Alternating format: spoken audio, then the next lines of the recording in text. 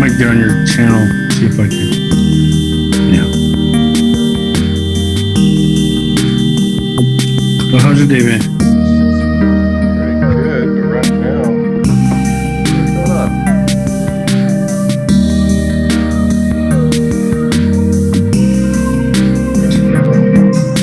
It says we're live. Yep, we are. So we are live. It's not showing up in the video page. Let me make this here. There it is. So we are live. You're live. I'm actually watching us now on your channel.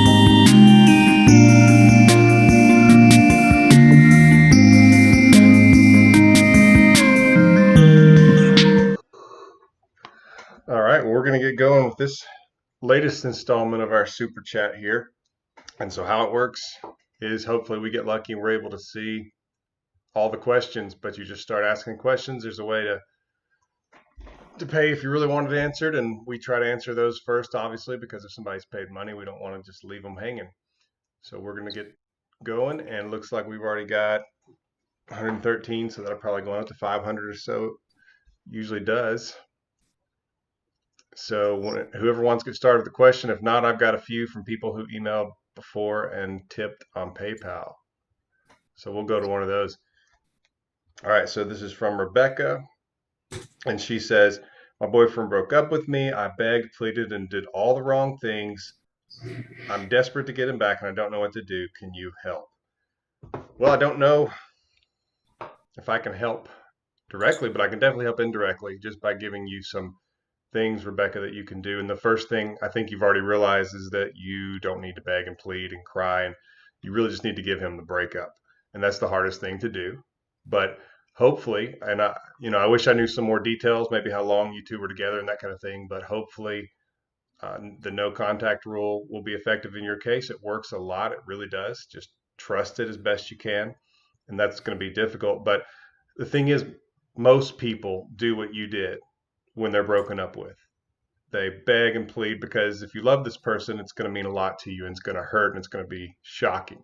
So don't beat yourself up over that. Yes, those were the wrong things to do, but it doesn't mean it's impossible. And I do see people get back together with the person who broke up with them when they've done those things. That's actually pretty common. That's pretty normal.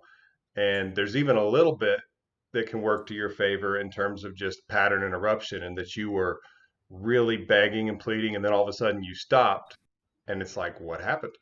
And so don't give up. Don't panic and freak out at the moment. You're just going to take it one day at a time and use the no contact rule. All right, so we got 178. No super chats on that screen. Let me check the other one.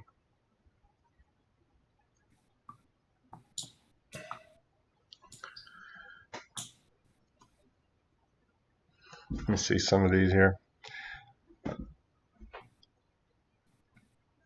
Okay, all right. So we have one on X wanting to meet up and how that's going to work, and what you need to look out for. So a lot of people, and I'm guessing Ken has got a similar experience, but a lot of people, when they get that meetup, they're really thinking, well, I've got to show strength to my ex. I've got to show him, I've got to show her because they broke up with me. And a lot of times that comes off as anger. And I've heard some stories, some bad stories about what some people have done at some of these meetups, what they've said and how they've acted. The best thing you can do is to act like it's not a big deal, almost like you're catching up with an old friend. And of course, people say, well, I don't want to be put in the friend zone. Well, but in this case, you're kind of putting them in the friend zone, or at least it feels that way, because you're just treating them like you're catching up with an old friend. And that's the basic of it. That doesn't mean that you two are friends. It just means you're being polite and casual. And so that's the basic of it. And you don't want to tread too far from that. And you want to be able to 45 minutes, an hour, just kind of say, this has been great, but I really need to get going. And there's some more things that we can get into if there's other questions on that. Ken, what do you say about that? It's a popular one, the meetup, when they dumped you, now they want to meet up with you. Yeah, I agree with you. And actually, recently, there was a client that had called me a few times, and they had the big meetup. This was about It's about 4 months ago. And she just sent me a picture of their wedding about 3 weeks ago. So what happened is when they did have that, they had the exchange. A lot of times there's an exchange or a drop off or something. And what I try to tell people in that situation, like you said, you don't want to be cold, and you don't want to be heartbroken. You don't want to be angry or apathetic, because that just kind of communicates that you're shallow or that you're upset. Both of those are attraction killers. But what I say is try to think of somebody that you really like, but you have no attraction for. Like somebody that maybe has a crush on you, but you think a lot of them as a person, but you don't actually have that kind of romantic interest in them. If you're around somebody like that, you tend to be nice, warm, gracious, authentic. Like I have somebody I used to work with, and she had a little bit of a crush on me. There was no attraction there on my part, but I thought she was a fantastic person. So every time I got around her, it was always, I was trying to be warm and communicate that I thought she was a great person. So it'd be like, hey, how you doing? It's good to see you. What have you been up to? Oh, you look great. Tell me about yourself. So it was authentic and it was confident, but it was also relaxed because I wasn't trying to seduce her. I wasn't trying to connect with her on some kind of romantic level. Well, that version of us a lot of times is one of the most charismatic versions we have of ourselves because we're relaxed, we're warm, we're sincere, but we're not in pursuit. And the other person tends to notice when you're not in pursuit. They tend to feel like they've lost something. It's like, well, they used to be interested in me. Why aren't they interested in me anymore? I mean, they were nice and they were warm. They were even kind of funny and relaxed, but they weren't like giving me that look. Like, so have you thought any more about us? Do you ever like miss us? They don't ask questions like that. And it makes the other person stop and realize, well, maybe they were stronger than I thought. Maybe I underestimated their worth. So it tends to work really well. Not being cold, not being apathetic, not being heartbroken. Just be a genuine, warm self. And like you said, keep it brief, because that leaves them a little bit in confusion mode too. Like, well, they could have hung around longer. I thought they were interested in me. I thought they were trying to win me back. Where are they going? It's human behavior instead of logic, you know? Yeah. And, somebody asked a few days ago about basically if they're only going to respond to me if I don't seem interested, do I really want them back? And that's one way of looking at it. But the other way to look at it is that sometimes people don't know what they have until it looks like they could lose it. And the other thing is simply that they're not going to take the breakup seriously until they think that they could lose you. And there's so many people who allow the person who's dumped them to think they could just get them back whenever they want. All right. So this is from Purge. I like that username. Can I get my ex back if I took her for granted and broke her heart? I was too focused on personal goals. Should I go into no contact? Good question. So breakup dynamics are different than relationship dynamics. If you came to me or to Ken for relationship coaching and you were telling me those things that you took her for granted and did things that broke her heart and that you were too focused on personal goals, I would have said something like, well, we need to get priorities in order here. We need to figure this out. What do you want? Do you want this relationship? And it sounds like you would have said yes, that you didn't realize how this was impacting her and affecting her. And so in a relationship, that would be different. Right now, since you two are broken up, you're dealing with a different set of dynamics and you're really dealing with a different person. And many of you probably have had that thought, like, what happened to them? They seem so different. I don't even know them anymore since they broke up with me. And so think about it that way, that you're actually dealing with a different person. And you're dealing with a different mind. They have changed their mind on some things. And so you cannot think, well, I'll make up for all these things. Now, that's different in the case of cheating, or if that you were just terrible as far as said some awful things to them, like I hate you, or you can go to wherever. That can be different. But if this is just simply she came to you and said, I don't want this anymore, and she broke up with you, assuming you said some things at the breakup, like, well, I don't want this and I love you and those kinds of things, you've said that. And what you're going to need to do, because there is going to be a time when you need to say that again, but you really do need to just go into no contact and leave her alone and give her the breakup. And you will have an opportunity to do what you need to do. But right now, you've got to let her think she has the breakup, that you're not fighting her on it. and let her feel some loss. And she'll remember some of the times when you weren't this way. And that's important because right now, all she has is thinking of the present. But when you disappear, she has to remember you in the good times and other things that have happened and passed. Ken? Yeah, I'm with you. And I think sometimes it can be one of two cases. Like you tend to hear this, and it might be an exaggerated, harsh view of your own behavior after a breakup. Like sometimes people don't tell you the truth. And I'm not trying to make an assumption, but if they say, I just don't feel important enough to you and they break up with you, and it's reasonable behavior, but it's just a difference in personality, that doesn't really mean you did anything wrong. Maybe you didn't adjust enough. Maybe she didn't communicate clear enough. But then there's the other side of it where, like, if it was like your dad's funeral and you blew it off because you wanted to go out and grab some beers with the guys after work. Okay, that's the problem. So just kind of knowing if it was an unreasonable pattern of behavior or a legitimate difference in personality.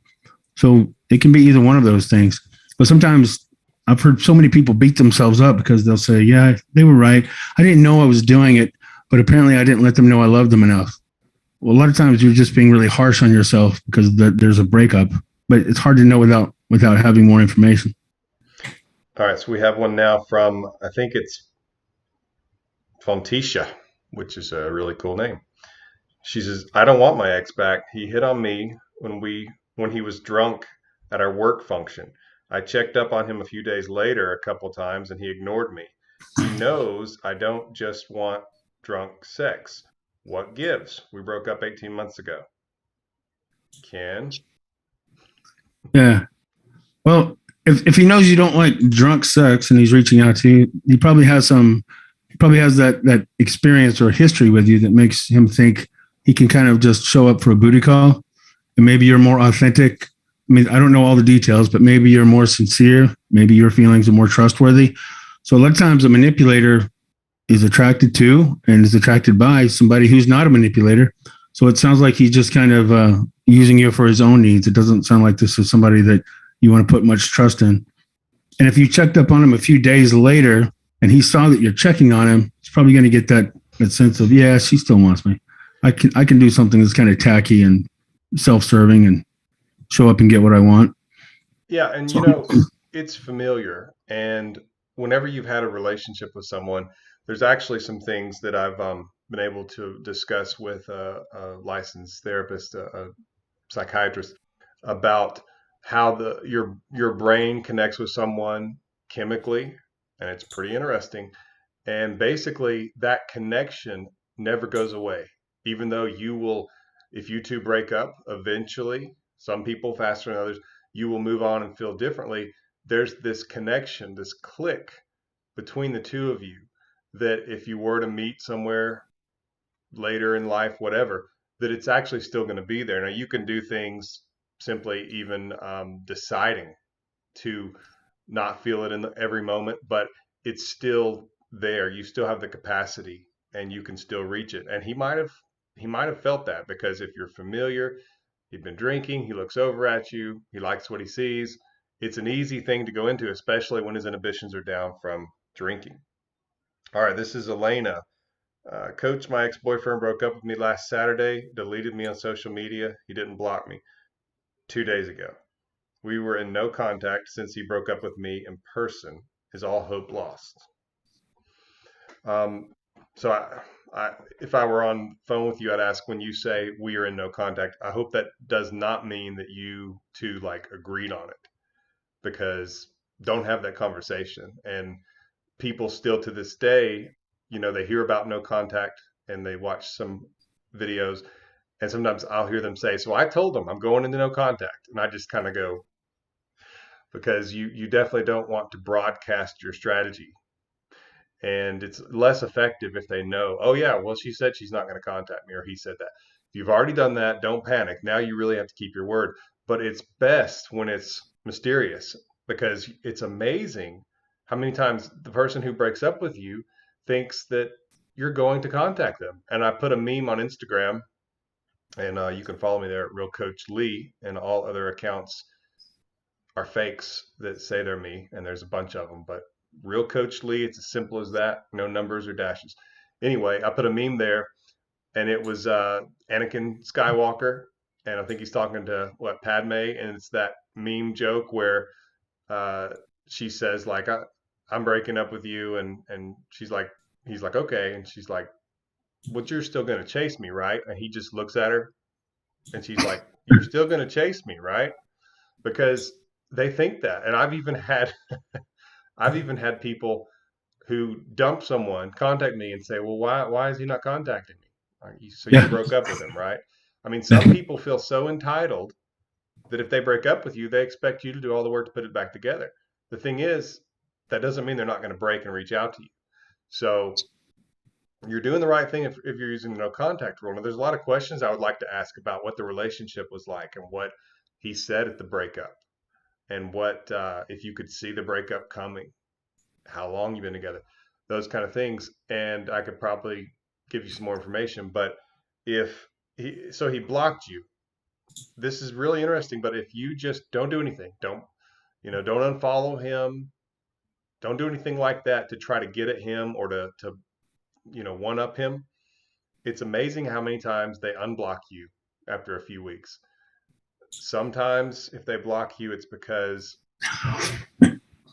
they're thinking there's going to be somebody else in the picture fairly soon. I don't like saying that, but that's a strong possibility. Um, I was gonna but say, it doesn't mean it for sure. I'm just saying, but it's amazing how many times people say, Coach, my ex unblocked me. What does that mean? And I usually say, don't reach out. And they're like, should I reach out? No. If they unblock you, wait. They haven't done enough yet, but things are moving the right direction. Ken? yeah, no, I agree with you. It can be a good or a bad thing. I tend to think really soon after a breakup, if they block you, that can be an indication that they don't want you to see what they might be doing soon. So they kind of want to put a little bit of a wall there. But then sometimes they'll do it. I think it's like a safe way to get your attention. It's almost like in second grade when that girl hit you in the side of the head with a spitball. It's like, I'm going to do something that's a little negative, but even though it's a little negative, I'll know they're going to be thinking about me a little bit. When they see that I've blocked them, they're going to be thinking about me in that moment. So it's a safe way to go, hey, remember me? I'm not thinking about you. So, All right. This is Reidner. My ex girlfriend of 6.5 years broke up with me in January. Really sorry to hear that. That's a long relationship. It's not a married one. She moved to her home state where we planned to get our first place. I wrote to her owning up to my faults and went into no contact. It's been 2.5 months and she's dating an old ex from high school. Could it be a rebound? After a relationship that long, the odds are even more that it could be a rebound. And they're not all rebounds, but some of them are. And when you can know a rebound is likely to fail is if they start doing things that you two did and they make a big deal about them. So that's one of the things. So, for example, one person just recently said, this makes no sense. We used to go to this place. He breaks up with me. And now he's posting pictures of himself with another girl at the place we used to go to. And it seems awful. I mean, just a slap in the face, a middle finger. But sometimes that person is wanting the intimacy they felt and they remember that place and they don't think the words, they don't think if I go there I'll feel that emotional intimacy, but they just kind of feel it. Hey, if I go here I'll feel better, and they take this other person there, and sometimes they even have fond memories of you there and think they'll have wonderful memories with this person, and they're really hard to replicate, especially after, if you guys were together 6.5 years, you're talking about a mature relationship, a committed relationship, and it's not going to feel the same with a new person. It's going to actually feel shallow. It's going to feel new. And sometimes there's good parts of new, but there's also parts of the newness that kind of show you that this thing is very early and shallow and it's not as deep as what I had. So if that kind of thing happens, the odds are pretty good it's a rebound. And if they seem to get really serious really quickly, then the odds are pretty good it's a rebound.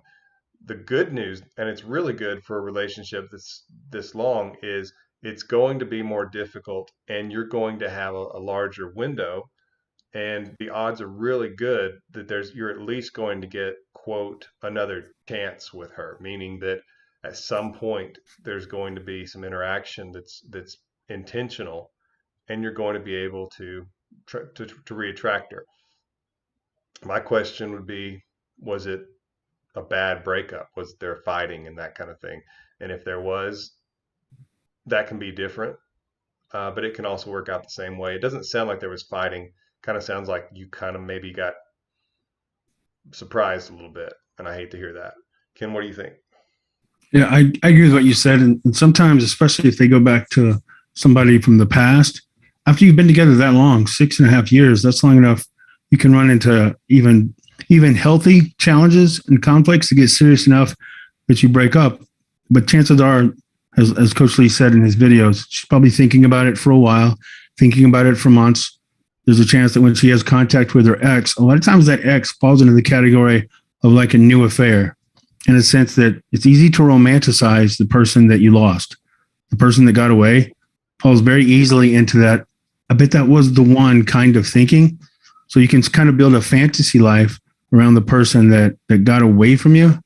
But reality in life and starting to live with somebody, let some of those real challenges start to come out, and reality never matches up with the fantasy, even when it turns out to be long term. So she's barely been with him long enough to even know what the challenges of being with that one who got away is going to feel like. So I would give it time. Yeah, and on a relationship that long, you do have a lot of time. You really do. You have a larger window because it's just you cannot undo that connection and the emotional intimacy quickly at all. I mean, it's going to linger. So I hope that's encouraging. This is from Mary. My ex reached out with a romantic "I love you and miss you" email, but he doesn't pursue anything afterwards. I did reach out 6 weeks later, and same thing with the romantic emails back, but nothing after. So I'm kind of wondering what you said when he said "I love you and miss you," and normally that's terrific. And the right thing to do is to let them reach out again. You don't think, okay, so I'm going to start initiating contact with them now. I would like to know more about that when he reached out, what that conversation was like. Because if it lasted a while and he really seemed to carry it, that's a great thing. And ideally, there would be a face to face. And I know that's a lot of you are thinking, well, of course, I'd love a face to face with my ex who I want back. Yeah, getting that can be a little bit of a challenge, but you'll be surprised at how, if you think about it and you know that's what you're moving toward, how you can kind of say things like, if you're in the middle of a conversation with this person and they've reached out and you're talking and by the way, saying "I love you and I miss you" is humongous. That's a home run. Okay. It's the third inning. I'm using a sports reference. It's the third inning, but it's still a home run. But something to say that can kind of encourage that is, that coffee shop we used to go to, that whatever ice skating rink we used to go to. I drove by there the other day, and I kind of wondered how you were doing. Something like that. It can encourage the idea of you two meeting up. So it's a great thing. And if this person keeps contacting you, they're initiating, but they're not saying that part, you can move a little bit toward them in that area and even say something like, "We should grab coffee," or "We should grab lunch. When are you free this week?" It's pretty basic. You're not saying like, "I'd love to see you" or something like that. It's just kind of casual. It's one of those things where if they're reaching out to you and they're initiating, it makes sense to do. But if you can get away with not doing it on the first time that they reach out, that's usually a good thing. But if it goes on a very long time, it could work then as well. But that needs to be the goal, or else you two will kind of be just talking back and forth for a long time, and things kind of tend to fade a little bit. So trying to maneuver a face-to-face is really good. Ken? Yeah, I'm a little curious who broke up with who. So like if he broke up with you and then he reached back out, and I'm not sure how much later he reached out. Sometimes people want to know after they've broken up with you and you go in no contact. It's almost like Lee said earlier, they're surprised that you're not reaching out. And it's almost like they want to know why. If he broke up with you and he's reaching out, but then he didn't follow it up, I would definitely hold position. Because sometimes it's almost like I'll hear manipulators a lot of times break up with somebody and give them the empty box of nothing reasons, and then say, "If you need to reach out to me while you're going through this really hard time of getting over me, I'll be here for you while you're trying to get over me, which is just kind of a strange conversation to have.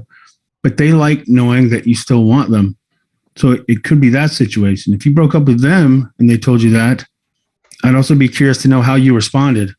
Like, did you say "I love and I miss you too," or like, what was the response? Did it encourage them to think, okay, there's a chance here? So with kind of missing that information, I would definitely go with what Lee said. That's the best principle to follow. This reminds me of when we did radio, like back Been a while. 13 to 14 years ago, because you're on that microphone like that. Yeah, right. See, he and I have been talking about this stuff for like 15, 16, something like that years. And you can book a call with him.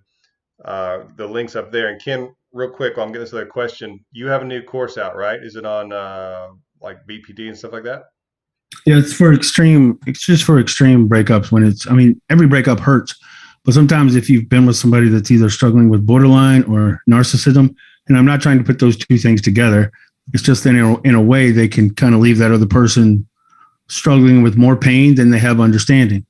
So let's put it that way: if you have pain from the breakup, but you have lacking in understanding about what happened, then it's kind of develop it just for that. And you can get that course at dotheyloveme.com.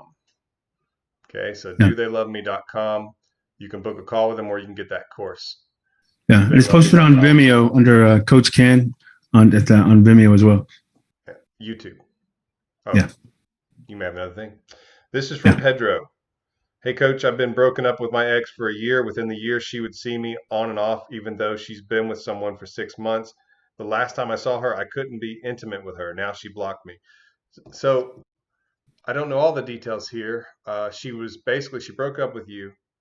She was gone for a while, started seeing someone else and was with someone else, but was still coming to see you. And then you were not able to have sex with her, and she backed away from you entirely. And so the first question is kind of what I'd want to know what was going on here. She's with somebody else, but she's sleeping with you. Um, Hard to trust someone who's kind of openly doing that.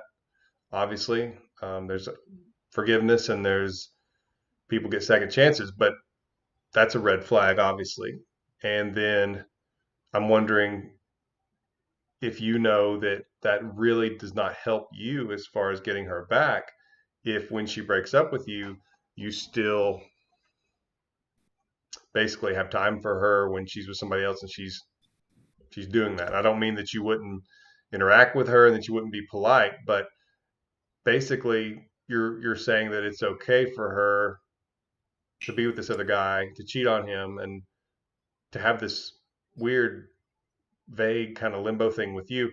And it depends on what you want. I mean, if you're just casually dating and all that, I mean, that's one thing, but I'm assuming that you want to be in a committed relationship with her, and you were allowing her to be with this other guy and to be with you, and it doesn't sound like a great situation, and it doesn't sound like something right off that I think, wow, I wish he could get that back and be with her again.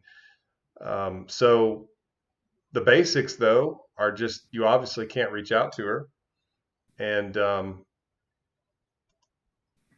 it's not something where if she was the one reaching out to you, and or you were the one initiating, I don't know those details either. But if you do want her back in the future, I would suggest that you start to, first of all, I think you did the right thing when you said you weren't able to be intimate. I don't know why, but maybe it was because you were kind of tired of the situation, which is actually a good thing. Standing up for yourself, having some convictions, not wanting to share her, those are good things. And just because it didn't work right away, maybe she thought, well, it's not easy anymore, And I don't know. There's a lot of questions I have, but I would definitely stay away, let her feel your absence, and I wouldn't be in a hurry to try to do anything because she sounds like a really confused person, and I don't think that she cares a whole lot. I don't think she cares enough about either person in this situation, you or this other guy. So I see a lot of problems really, and it might be best if you can try to just move on, but at the moment I would try to just take it easy and not do anything. Ken? Yeah. Hey, just a heads up. I don't know. It looks like the Zoom call is going to turn off in 8 minutes. Um, but I don't I'm think going to. that's right. It did that to me the other day, and it didn't do that. Okay, great. Sorry. All right, I'm going to do something that's dreaded on video sometimes. I'm going to use hand gestures. One of the things that gets scary when somebody that broke up with you is still giving you time and attention, it gets scary to go no contact and pull away, even if you're being told that's the thing to do because, well, I'm getting some contact. It's really scary to give away some contact because I might get no contact. But let's say that her ego is right here. So she breaks up with you and she's dating somebody else now. So she's going to get her ego fed from this new guy. And when you go head to head with somebody new, they have a lot of those aspects of limerence that are working in their favor and against yours because they're new, they're more exciting.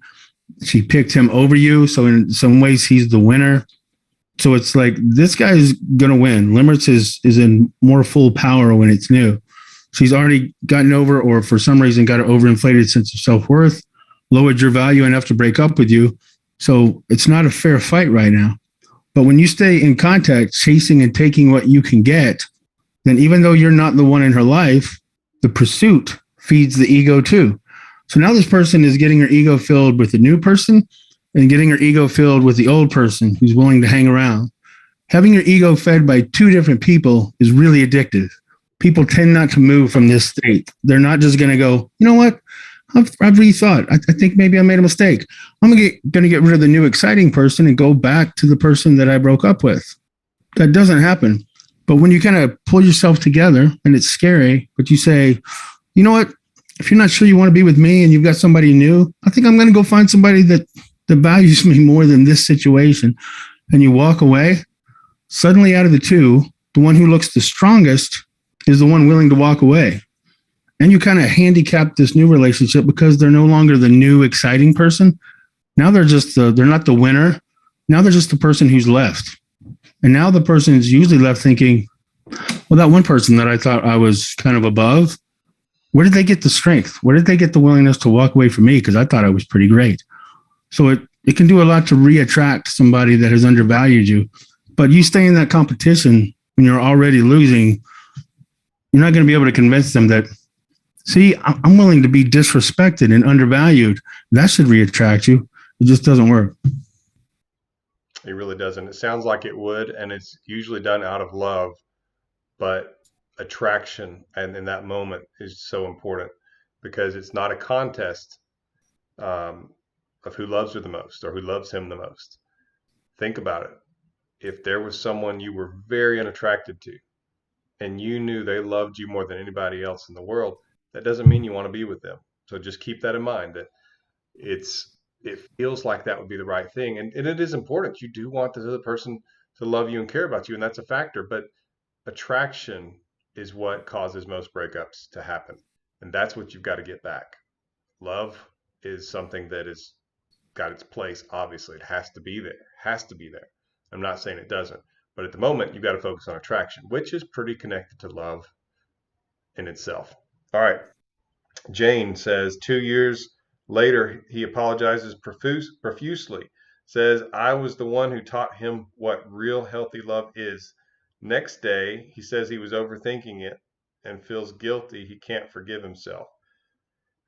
Worried about where he lives because it's dangerous. She says there's gangs. Might move states for grandma with dementia. Okay.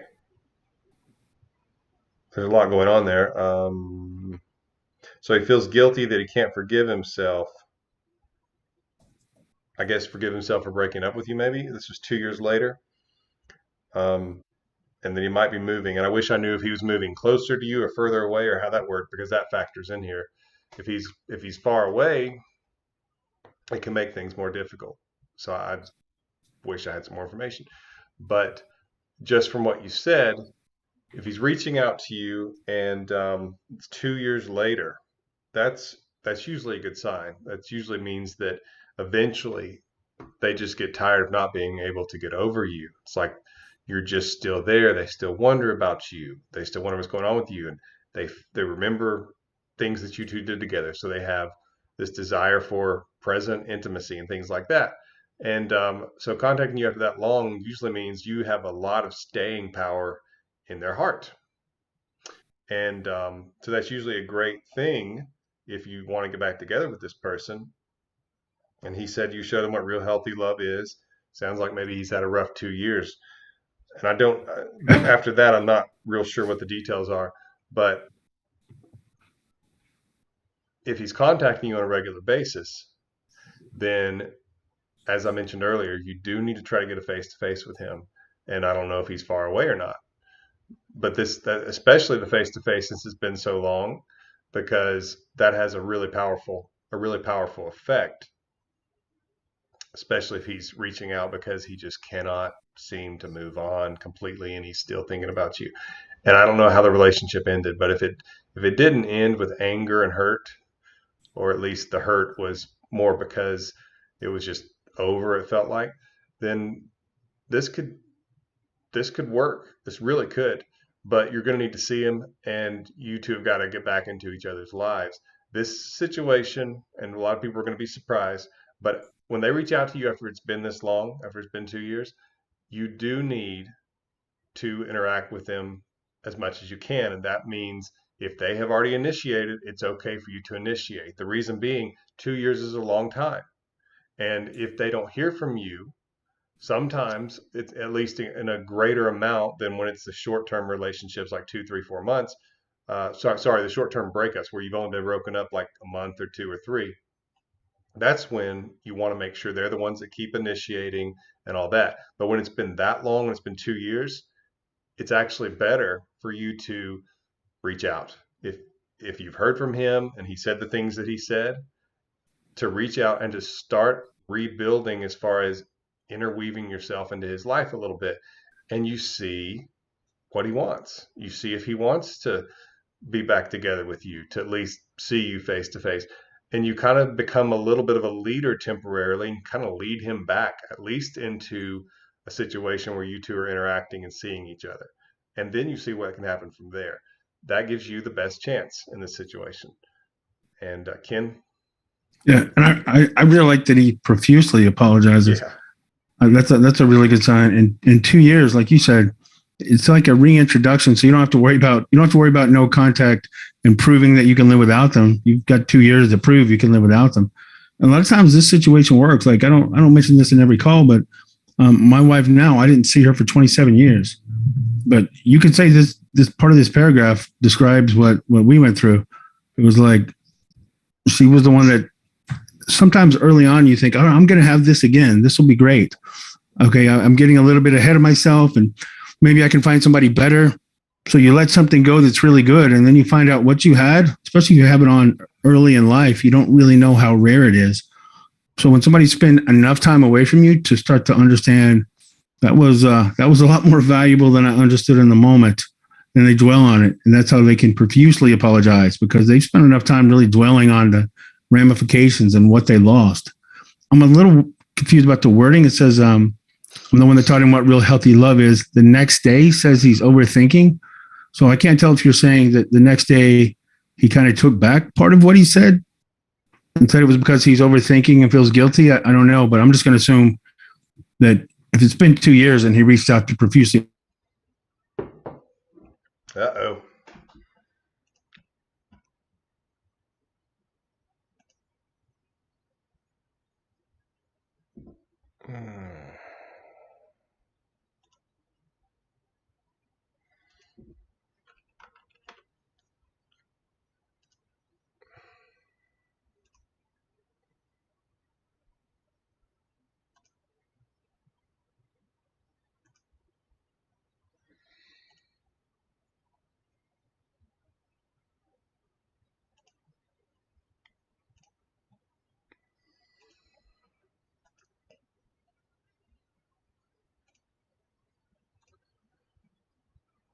Well, that was great. All right, Ken has the link, so he'll be back. There he is. Yeah, I don't know what's up with that. It's only supposed to do that if you have more than two. But here we are. Good to see you again. Good to see you. Yeah. I almost stopped the stream, which that would have been bad. Yeah. All right, you were saying something. No, I agree with you on it's been 2 years. I reached out to profusely apologize. So I think that's a good sign. And keep the connection going. Like you said, you don't have to worry about, well, how often are they reaching out? How often am I reaching out? Like when I reconnected with my wife after that long, we were probably on the phone constantly after that. So it can really work out. And it says good things that sometimes a manipulator reappears, and it can be after that long, but they won't profusely apologize. They don't like getting into details about their mistake. So there's multiple reasons to have good hope in this situation. All right. So this is MG. Ex-girlfriend broke up 6 weeks ago, said, okay, good luck, and no contact. I guess he means he's been in no contact. She still has my things. She was manipulative and selfish and didn't prioritize me, still has my things. Broke up because I didn't comply. Fixable? I'm surprised that you want it to be fixable. Because you said she didn't prioritize you and all that kind of stuff. It's kind of interesting. You said she was manipulative and selfish and didn't prioritize you, and she still has your things. So I would get your things back if they're valuable. Okay, if they're not, and you can let them go. I mean, somebody was all panicking the other day because it was like, I think they had left like some earbuds over at her house or something, and I said, man, just leave them. You can replace them for like $10, $12. Who cares? Just leave them. If it's not valuable, don't break no contact to get them. But if it's valuable, like if it's an awesome leather jacket or if it's a laptop, something like that, and it's yours, then stick up for yourself and just reach out and say, hey, I need to come by and get my stuff. Or you can say, can you ship this to me, please? And, I'll pay for the shipping or whatever. But yeah, don't just leave your stuff if it's valuable. But if it's not valuable, like it's t-shirts, don't worry about it. Do not break no contact. But the way you describe her, the best thing I can do is ask you this. If your friend told you, man, I'm really into this girl, I'm thinking about asking her to be my girlfriend. And you said, man, what is she like? And he said, man, she's selfish and manipulative and she's mean to me. Would you say, so why do you want her to be your girlfriend? Like, I don't get it. I don't see what's in it for you. That's probably what you'd say. You don't feel that way because you feel rejection and because you want your love to be returned because it feels validating, and because you probably do care for her a whole lot still.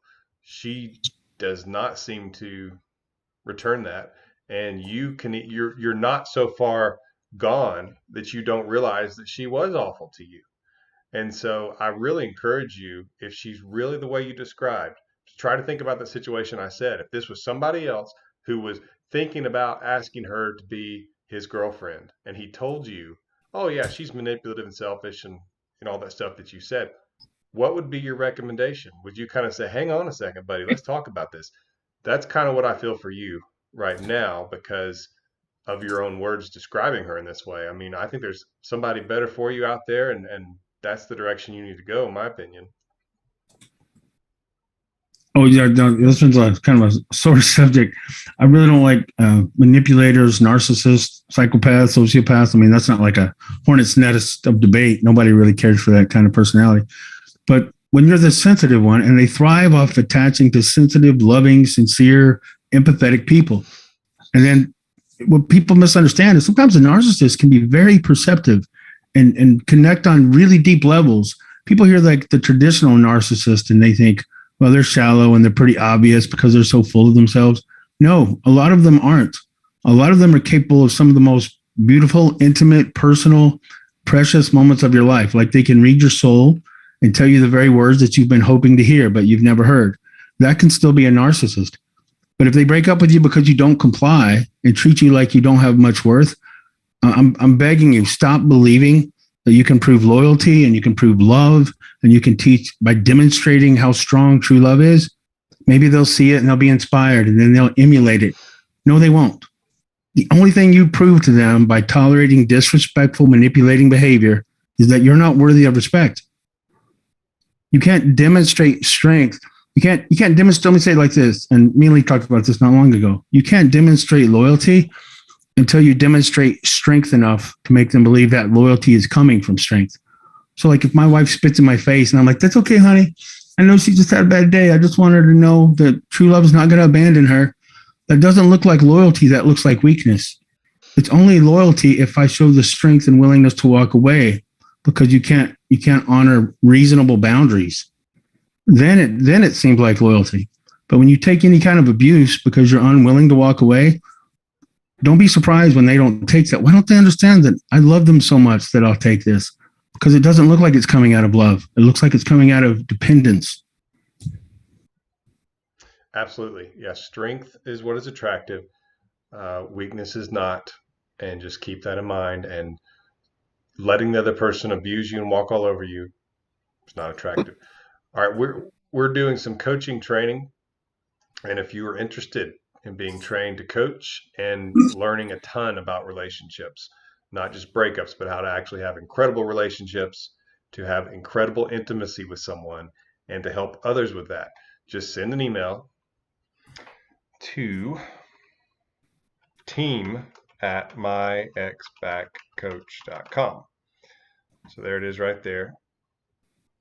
I'll put it in chat box, but it's team@myexbackcoach.com. If you want information on being trained, and I'll be there and Ken will be there, and we'll have a wonderful time. We've already got a lot of people registered for it, but we are limiting it because it is going to be a live training like this, and it's interactive, so you'll be interacting with us, and it's a great thing. People are amazed at how much they learn. They don't know there's so much out there to learn about relationships and how fascinating it can be. All right. 5-year relationship, big age difference. This is from Colleen. I'm older. He said he wanted to marry me if only, said I was his everything. Sent a breakup text. Those are always classy. Said he Yes. couldn't face me. Said it would hurt him to see me cry. No contact in 2 months. He didn't want to face you. It hurt him to see you cry. I'm really sorry to hear that. That's painful. And obviously, I have questions that I can't get an answer to right now. But it sounds like that the age difference might have bothered him. It doesn't bother some people. And as a matter of fact, interestingly enough, we have a greater age gap than we've had basically since the 80s. The age gap has been growing in married relationships anyway. And so, society's becoming more cool with that, as really they should be, because love is not a number or when your birthday is. But you just never know who else is in his ear, who's telling him that's a problem, or if he thinks it's a problem. And that could be it. It could also be, in these situations, and I hate to say it, but sometimes when they want to just back out like that and don't even want to have a real conversation with you, sometimes there's another person that they think, might be someone they want to be with. And this has kind of been festering a little bit. And they just, it's an inconsiderate thing to do, heartless thing to do, but they just want to back out as easily as they possibly can and kind of ride off into the sunset with this other person. The odds are less that it will work out in such a situation, because of basically them doing that to you usually means that they've got some character flaw issues and it's going to come out. But I'm not certain that's what it is. It's just, it raises the chances that that's what it is with kind of what you've described. Here's the thing. No contact is definitely what you need to do, but the odds are pretty good he's going to reach out. If you two had a good relationship and he feels guilty about the way he handled it. Now, guilt is not something that you want to try to use as a weapon or force, but when it happens naturally, because in this case, he realized he was terrible to you, what it can actually do is he can start thinking about how you didn't deserve it and then he starts thinking about how, you were this way. He admired this. He remembers this when you two went to this place and, you said this and all those kinds of things. And he starts basically, sort of like Ken mentioned earlier, he romanticizes you a little bit, but in a good way. And that can be helpful. So the odds are still there that he would reach out. And when he does, the thing is, you need to really show a lot of reserve. And the reason is because if you let him back too quickly, then he starts to think he can just come and go as he pleases, like you're just this revolving door. And you definitely don't want him to think that way, or else he's more likely to do it again. So if he reaches out, which I think the odds are pretty decent, but again, I don't know all the details, but I think that they're pretty decent. But they're also pretty decent. There could be somebody else, and it's just really there's a lot of wild cards here. If and when he reaches out, really show reservation. Don't be rude, but really take your time. Don't be opposed to a face to face, but just keep that little line that I say a lot. You know, if he does say he wants to get back together, you say, I'm open to that, but I want to take it one day at a time. You've really got to keep things slow because he's got to feel like he's got to earn you back some. That'll raise your value too. Ken, what do you think? Yeah, I'd probably feel less harsh about the person if, in the description they say wanted to marry me. I was his everything. So if they're talking that level, it's that kind of level of intimacy instead of, I mean, you could see this situation if you'd gone out a few times and then he just said, I don't think it's going to work out. I mean, text is not a classy way to do it, but a lot of people have done it. But if he's talking to you in terms of love, like wanting to marry and you were his everything, and then he says the words, it would hurt him too much to see you cry, that's the biggest flag to me. If somebody knows you're in a serious amount of pain and they say, I love you so much, it hurts me to see you in pain, that's not authentic. And this is usually where people jump in with attachment styles, which it just kind of frustrates me because it doesn't matter what your attachment style is. True love would rather hurt than hurt you.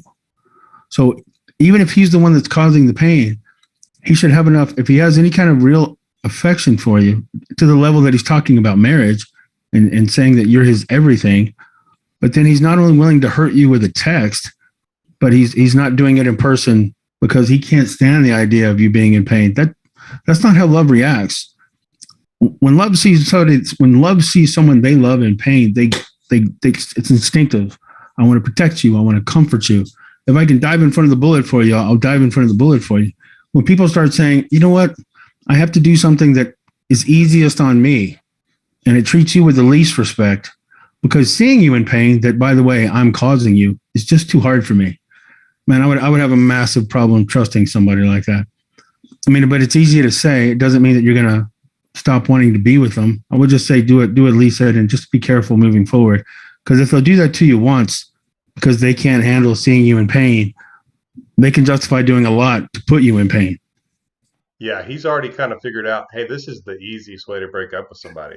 You just disappear. I mean, he basically gave you one last statement and then ghosted you. It's really an immature thing to do, and I'm kind of surprised that he's the older one. One quick thing before I get to the next question. Someone asked just a couple of days ago on the channel, I was scrolling comments and I just saw one, but they said, this woman said that this guy told her, I don't know if I want to be with you because I've been hurt before, and so they weren't together and she was kind of asking about that. How can I help him trust me? How can I help? So, well, here's the thing. He may have been hurt before. That part's true. But the other part, he's lying to you that that's the only reason. Because if you were really attracted to someone, even if you have been hurt before, the odds are if you're attracted enough, you're not going to be willing to risk losing them. Now, there are extreme situations where that's not true. But most of the time, we've all been hurt before. We've all been betrayed before, and if you are attracted to someone enough, you will prioritize them. You won't be too busy. You won't be too hurt, and you'll not risk them getting away. All right, this is relaxation autonomy. Dumpy here. My ex picked up her clothes and left, came back because she wanted to talk. It appears she wants me to lead since she appears afraid. I have, and she's been very responsive. Is this dangerous since now she wants to meet this weekend? I'd love to have some of that clarified, but I think I know what you're asking.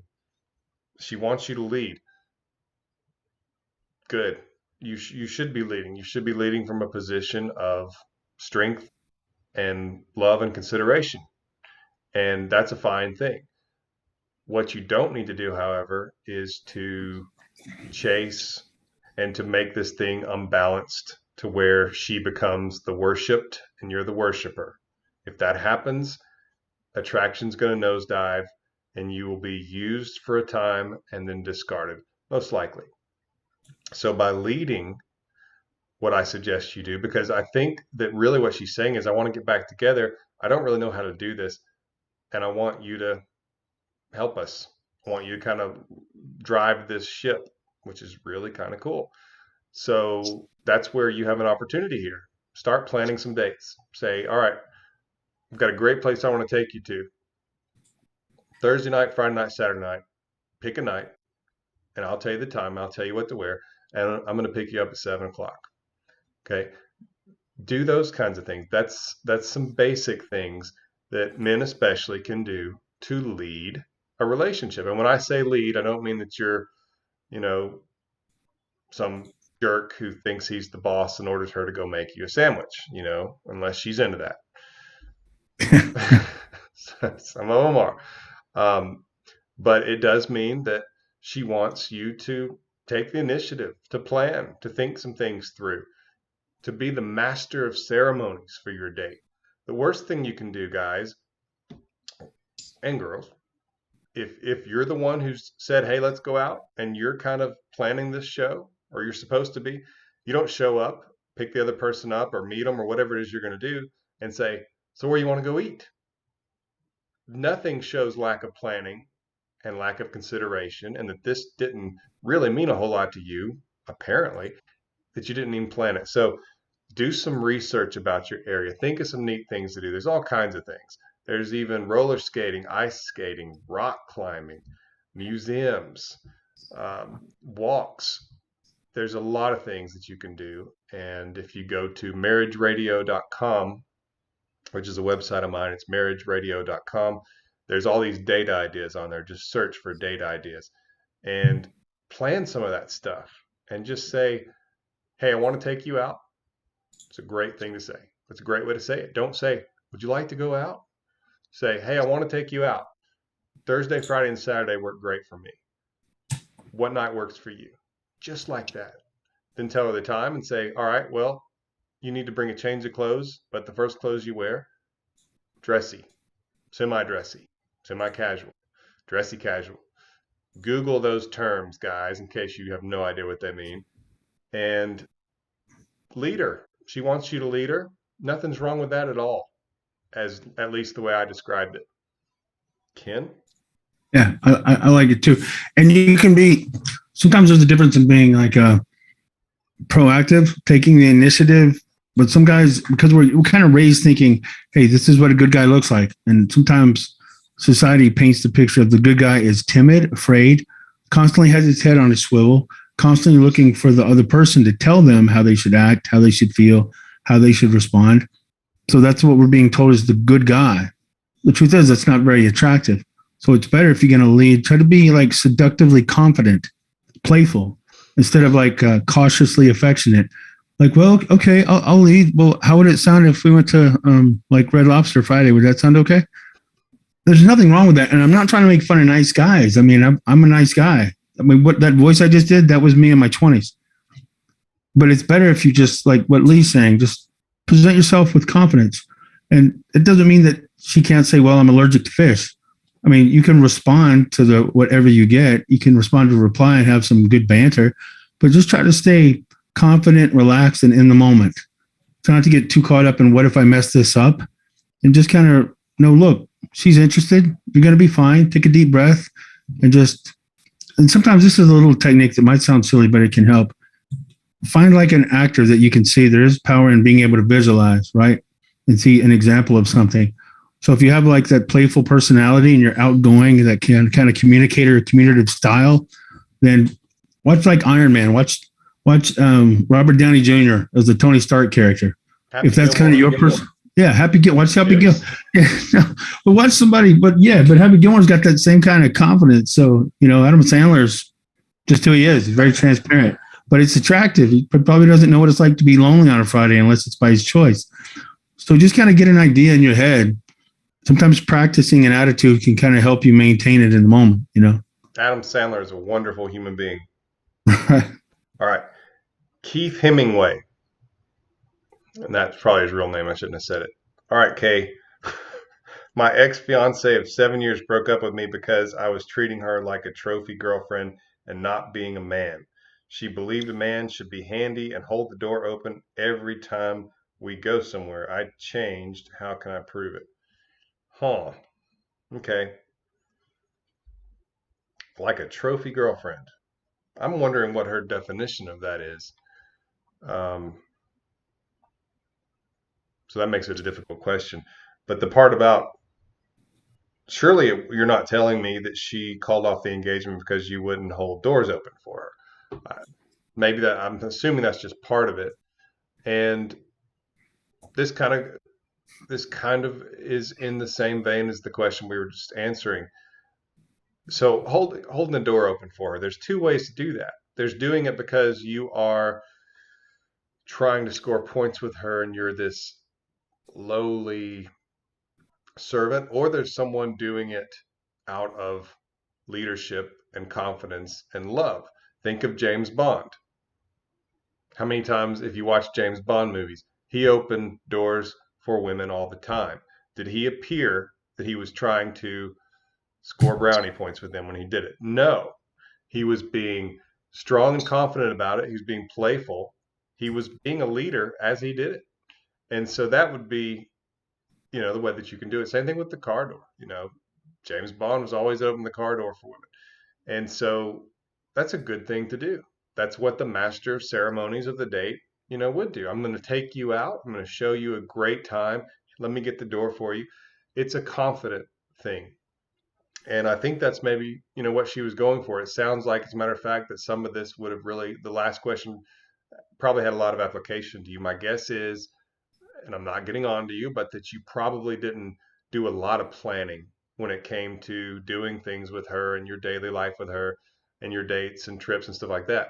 And she probably felt like that it wasn't something that was valuable to you, that you weren't really taking the initiative because you just kind of were mailing it in. And guys can do that. Men will tend to fall into a pattern. They appreciate the security of a pattern and a sort of routine is the word I'm thinking of. And whereas there's definitely some good in that and having routines and things like that, you just have to be able to mix it up and to flick a switch and plan things, plan activities, trips, vacations, assuming you can afford them. Uh, Saying, "Hey, I'm going to take you out this weekend." If it's your fiance, you can even be more direct and say, "I'm taking you out Saturday night." And she'll say, "Well, where are we going?" It's a surprise. That's more likely what she's talking about. And good coaching with Coach Ken um, can definitely get you on the right track with that. Since you two were engaged, you probably do have a much better chance of at least her being willing to give you another chance to kind of interact with you. You're asking how you can prove it. I don't I don't know all the details, but if she is reaching out and you two start talking at all, then she's curious to some degree. And that's where you can show her. You can say, well, and this is something I would only suggest if you two were engaged or beyond that. This is not something I would suggest for shorter term dating relationships. But you could say something like, well, I hope that you'll at least just kind of give us another chance because I think you're really going to be missing out because I've had a lot of time to think and I get it now. That wasn't what I wanted either. That wasn't the life I wanted, the relationship I wanted. And I hope that I have the opportunity to show you what it's really going to be like if we have a future together. Kind of sounds, it's like some of the words don't really seem like what you would expect me to say maybe, but something about it seems kind of attractive. And some good coaching can definitely help you with kind of preparing some of that stuff. Ken? Yeah. Well, one of the things that I'd want to know, did you start holding the door? Like if you got all the way to fiance, then you weren't holding the door all the way up to that, and then suddenly it's an issue. Now, Yeah. if you stop doing something, that's a bad sign about your behavior. If it was never an issue before, and they're just kind of grabbing it as an excuse, like I don't know, I've been thinking, and I think I want the kind of person that holds the door. Well, fair enough. But if you didn't know that, and she hadn't articulated it before, and you didn't have a chance to adjust behavior, then that kind of smells like an excuse instead of a real reason. If you were doing that kind of thing and then you stopped, then even then I would think she would draw it to your attention and then you have a chance to adjust behavior. So there's some missing details there, but yeah. Yeah, very good point. And it could also be that since you were getting closer to a wedding, that she started really thinking things through. But so I would suggest that call and just some of the things I said. All right. This is Rod. I've been in no contact. My ex removed her profile pic with me yesterday. A few hours later, she called saying she misses me. Wow. I didn't talk. Feelings. Good. Good. Just a fun talk. What should I do or expect next? All right. So good job not talking feelings, because that means you've probably seen some of my videos and you know how to respond, and you did yourself a huge favor, because if you had gotten all emotional, and you could have really pushed this back. You could have really hurt yourself. So you did the right thing. Fascinating to me that I see this pattern so often. People going to no contact and the other person does something visual, like take down a photo of you two off social media. And then this one, she did that, and then something just got at her and she contacted you and says she misses you. I wonder what you said to that. You said you didn't talk feelings, so maybe you just kind of said, yeah, breakups are tough. It's tough on me too, and didn't necessarily mirror that back. When they say they miss you, it's tough not to say that back. You kind of need to say, yeah, I miss you too. You don't need to up them. You don't need to say, I have missed you so much, but it's a tricky situation. And so if you didn't, don't worry. It's not like it's the end of the world, but I'm just giving you some thoughts for future interactions. But her saying she misses you and she removed the profile pic, some of that they do something like that and they feel it, like, our picture, we don't have a picture together anymore. And they get on Facebook or whatever, and they're used to seeing their profile image be that picture, and they look up, oh yeah, I took that down. I think what's going on is it's beginning to be kind of real for her, and you were in no contact. So for all she knows, she's losing you. You're at least showing enough strength you can stay away, which is dangerous if you start to think maybe you don't want the breakup. And that's what happened. So she reached out and said she misses you, and she wanted to see how easily you were gotten back, and you didn't play ball. So you did great. What you will probably expect is that I would suggest you go back into no contact, and you're going to hear from her again. This next time, try to make some hints, try to drop some hints a little bit about places maybe you two have been together, like, hey, I drove by such and such the other day and I was kind of wondering how you were doing, just like that. And just see if you can kind of push this thing towards a face to face, because that's what's going to need to happen. Now, I don't know how long you've been in no contact. That's something I'd like to know. If it's been more than 2 or 3 weeks, then that's definitely the way to go. If it's less than that, if it's only been a few days, then you probably don't want to do that yet. But that's what I would do, and you should expect she's going to reach out to you. And if she was that bold in saying she misses you, she's probably going to say that again. I don't know if she's going to be able to push through and say, I want to get back together, because sometimes it's difficult for them to get over that hump. And that's why you need a face to face, because usually that's where they can do that, or there can be some sort of, like a kiss or something, and you two don't necessarily talk about it, but you wake up and it's like, hey, we're back together. It's doing that thing to us again. What do you think, Kim? Yeah, that's weird. I'm only seeing it with more than two people in a room, so I don't know what would be causing it. We may have to use your Zoom. Okay. All right. I'll tell you what, I'll go ahead and set up a Zoom and send it to you in Okay, chat. you do that, and I'll go to the next question.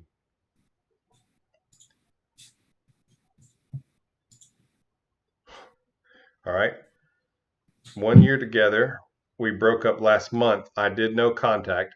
She bumped into me a few times in school, but I didn't say hi to her. She didn't either. She just made friends with people who I now hang out with. What should I do?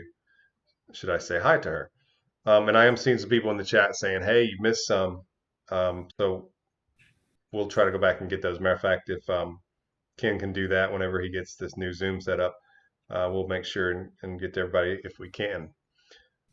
All right. So 1 year together, you broke up last month, and it sounds like maybe you're in high school. She made friends with people who you hang out with. So maybe it sounds like she's trying to work her way back in. How long ago did you say? 1 year ago, we broke up last month. So it's been like, what, maybe 2-3 weeks, something like that. So maybe she's thinking that this feels like it's gotten too far away, like she didn't really mean it, or she's not sure about it. That's a possibility. So if that's the case, then it sounds like you just need to keep letting her come to you. And the more that you see her trying to get in your circles and talk to you and stuff like that, you're going to have opportunity. And I suggest, though, that you don't initiate contact, that you let her do that. And whenever she does, you can be talkative, you can be playful, but cut it off. Have something to go do, which is pretty easy when you're in high school. You have class, practice, whatever it is, or you just got to get home. So have something to do so you can say, well, it's been great talking, but I got to get going. And, another thing is going to be a lot of people in high school will say, what about lunch? Should I sit with her at lunch? Do your best to get there earlier than her so you can be the one sitting down, so you don't have to look like you're trying to get at her and just walk by or something. That's what I would suggest with that. But if it's only last month and you were together a year, then you probably have 2 months or so before she really starts to be aggressive and trying to get back together with you and stuff like that. But it sounds like you're doing the right thing, and sometimes the answer is pretty simple because it does sound like you're doing the right thing. So what about Zoom? Kim, were you able to email me? Yeah. I got some links to too. I'll drop it to you in the chat too. Yeah, just do that. And I did find one from Lola Brown. My ex and I broke up 6 months ago. His rebound has been 6 months. I begged in March, got no response. Went a month, no contact. Still no response. You want to go ahead and take that since you read it, and then I'll add They broke up 6 months ago. His rebound has been 6 months. So I'm assuming if the breakup was 6 months ago, his rebounds lasted 6 months, that he broke up with you to start the relationship with the rebound. Begging in March, obviously that wouldn't help. Totally understandable. So not a judgment that you did it, but it wouldn't have helped. Got no response. I think when somebody's moved on to somebody else, again, you're back in that situation where they're already feeling that limerence. They're probably feeling pretty good about that relationship that they've been in already this long. So if you're competing with that other person, it's not going to happen that they're just going to, you know what, I think I'm going to go back. I mean, it can happen, but if it happens in that situation, they were going to break up with that other person anyway. In other words, it's not going to be like they've been happy with somebody for 6 months after they broke up with you, and then you start trying to have a conversation and you actually convince them that they're not as happy with that new person. So they break up with them and go back to you. So your best bet is to go no contact. Let them play that relationship out. Most of the times they break up around that 6 month area anyway. But if you're there trying to push, a lot of times you can be a unifying voice for the other relationship. So let's say I start dating somebody new and my ex keeps reaching out to me. Well, I'm probably going to tell the new person I'm with that my ex-one called me today. Yeah, they called. They were trying to get me to come back to him again. Oh, she is? That's kind of sad, huh? And now we're talking to each other, kind of in a way bonding over something that's you trying to get them back. It just doesn't work. So no contact is definitely the way to go. Yeah, and I don't have anything to add to that. So are you going to drop that link in the chat? Yeah, right now. in the Zoom chat, right? All right. That way we don't drop this again. All right. While he's doing Yeah. that, all right, this is Morty. No contact 7 months. Past 2 months, I get texts 1 to 2 times a week from people saying my ex recommended me to book their vacation. I'm a travel agent. Cool. Ex also tagged me on Facebook. I'm blocked on Instagram. Do I reach out? What does it mean? You don't reach out because you only reach out when there's direct contact. That's like 99% of the time. You only reach out when there's direct contact. So that means we're not talking about a like or a thumbs up or a picture or them talking to your friends. It has to be direct contact with you. And that's a rule that you really need to stick with. So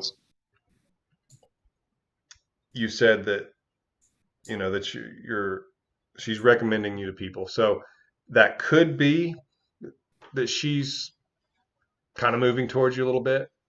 Could be she's being affected. It could mean that she's kind of thinking that this is not what she wanted, but it could not. It could just be that she doesn't have hard feelings for you, that it didn't work out, but that she still thinks you're a good person or a good travel agent, and that she's recommending people. So don't jump on it too much. And what was that second part? You said that she tagged you on Facebook.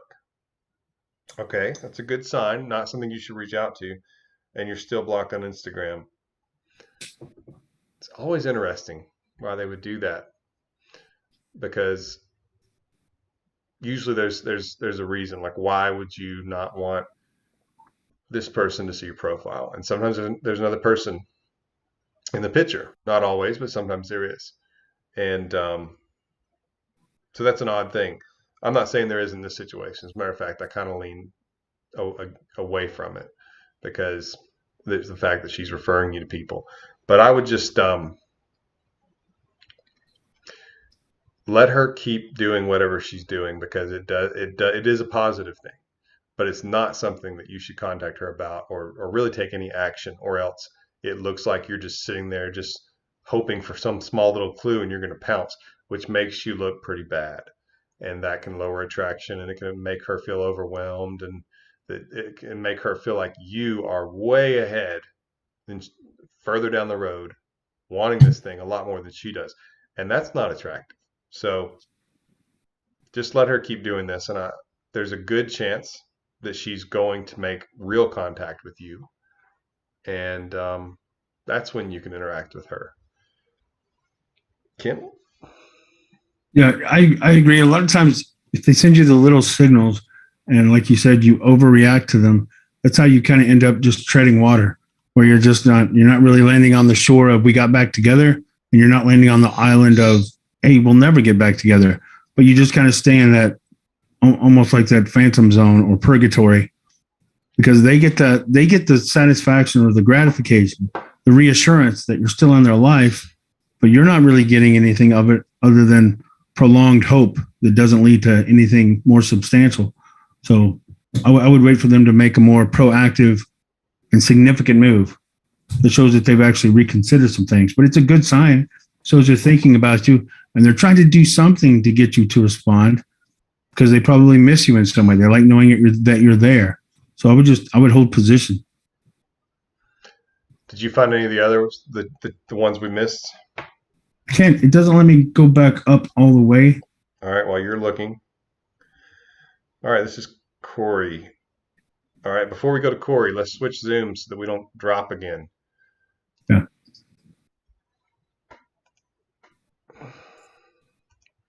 So bear with us, folks. Open Zoom meeting. All right, I'm going to close this Zoom. We'll be right back. Everybody, hang on.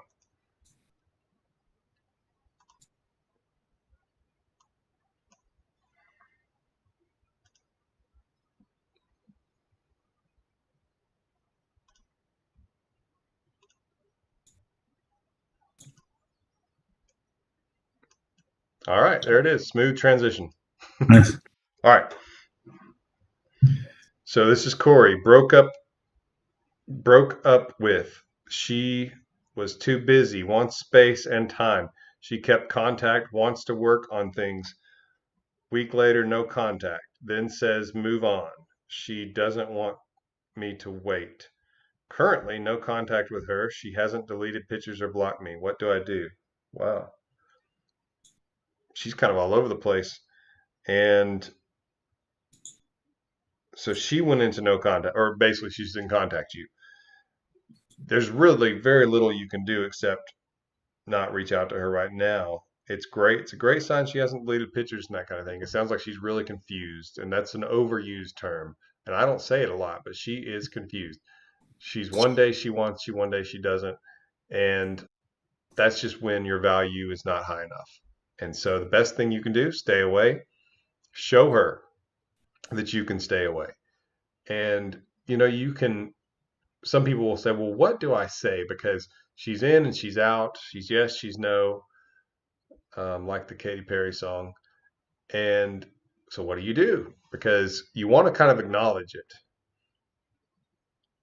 It would actually be best if you didn't, because what you kind of want to be above it. And in some ways you want her to kind of have this feeling that you know better, that you know what she wants. She's got to figure it out, and you've got a great life. So, you're not going to be trying to force her to figure it out. And it's tricky to do. And of course, I would like to ask a lot of questions. And a coaching call with Ken, you can you can have some of those answers, and he's going to ask those questions. But if she's this in and this out, I'm also wondering how long you two have been together. I don't think you mentioned that. Yeah, because it doesn't sound like a really long-term relationship to me. It sounds like something like a 4 or 5 month relationship. And if that's the case, she may just simply not know what she wants. And you two had kind of reached a point where what's the next step? Because a lot of times that happens. Usually it's, well, we're going to kind of date, just get to know each other a little bit, and then we're going to start exclusively dating each other, and then we might put a label on it, and then we're going to let that sit for a little while, and then we might talk about engagement. And sometimes if that doesn't seem to be happening, people kind of wonder, well, have we peaked? And if it feels like you've peaked to her and that she doesn't want to go further, it's like, well, this is all we got. There's a lot that can be going on, but this is another one of those simple answers. All you can do is wait her out if you want to, or you can move on, which is always, if someone leaves you, that's always an option, and you need to tell yourself that, even if you don't want to. Just say moving on is an option.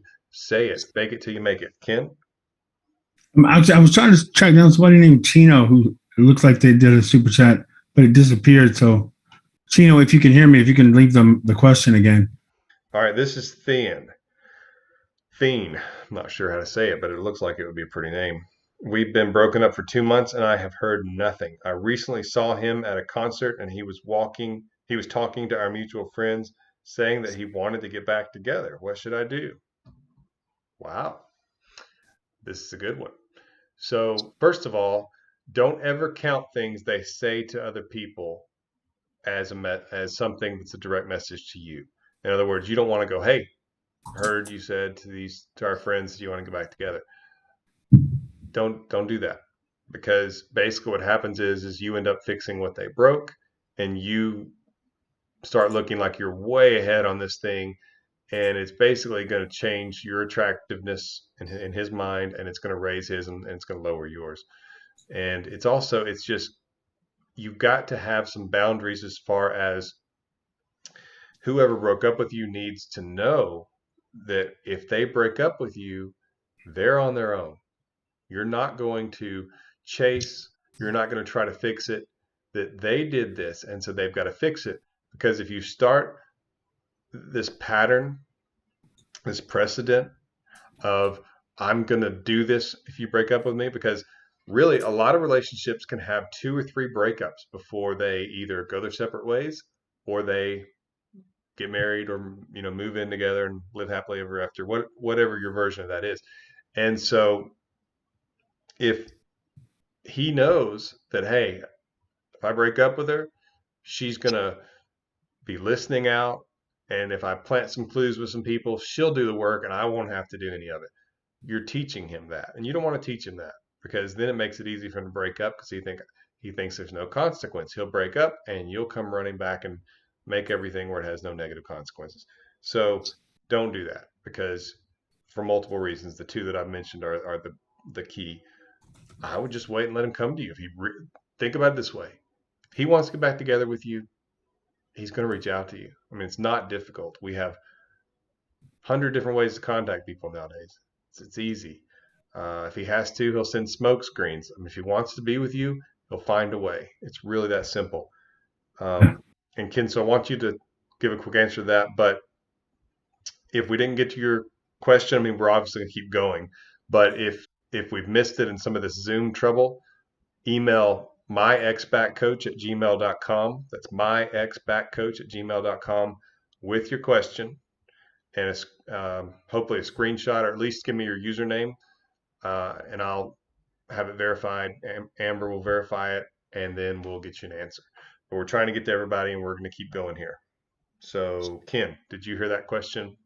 Yeah, and I agree with what you said. And one of the things I hear a lot is, okay, but you don't know my ex, so that's about as close to coming back and admitting they made a mistake as they're going to get, because they're stubborn. They just don't. They've never gotten back with an ex after they break up. It's like, well, stop and think about that.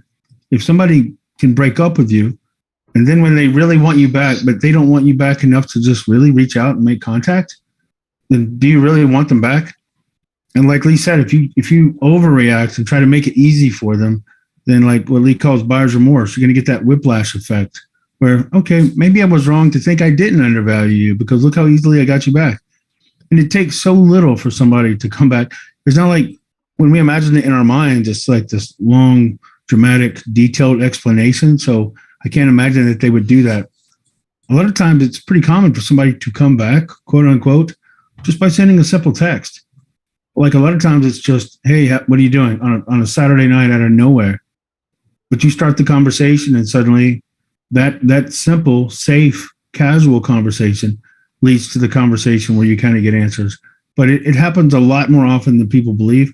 And I can't tell you the times that we've both heard somebody say, you don't know, I know your principles probably work, it makes sense, but my ex won't do that. My ex isn't going to reach out. And then sometime later, oh, guess what? They reached out. It really is amazing how we're all creatures of pattern, and we usually don't even recognize it. Okay, so I found one that we missed. CRN VR something. Should I tell my absolute crush my feelings for her, and telling I don't want to be a loose friend after she already pushed me away, or irrelevant right now? To clarify, some dates never made a move. All right, so this is not the time for you to tell her your feelings because of how she has treated you. Because what you're telling her in some ways is, hey, you treated me bad. And guess what? It's almost like you're saying to her, this is how you get me to love you, is to mistreat me. You don't want to teach anyone that. And I know that at the age that I'm pretty sure you are, if you're using the term absolute crush, that it's very tempting to do this Hollywood thing of, I'm going to tell her how I feel. There's a time for that, but it's not now. What you need to do is to find ways to have fun with her, to interact with her, to be around her, and create some experiences that makes her want to be around you more. And later, when you two are seeing each other regularly and you're interacting and you're doing things together on a regular basis, that's when some of that stuff can come up.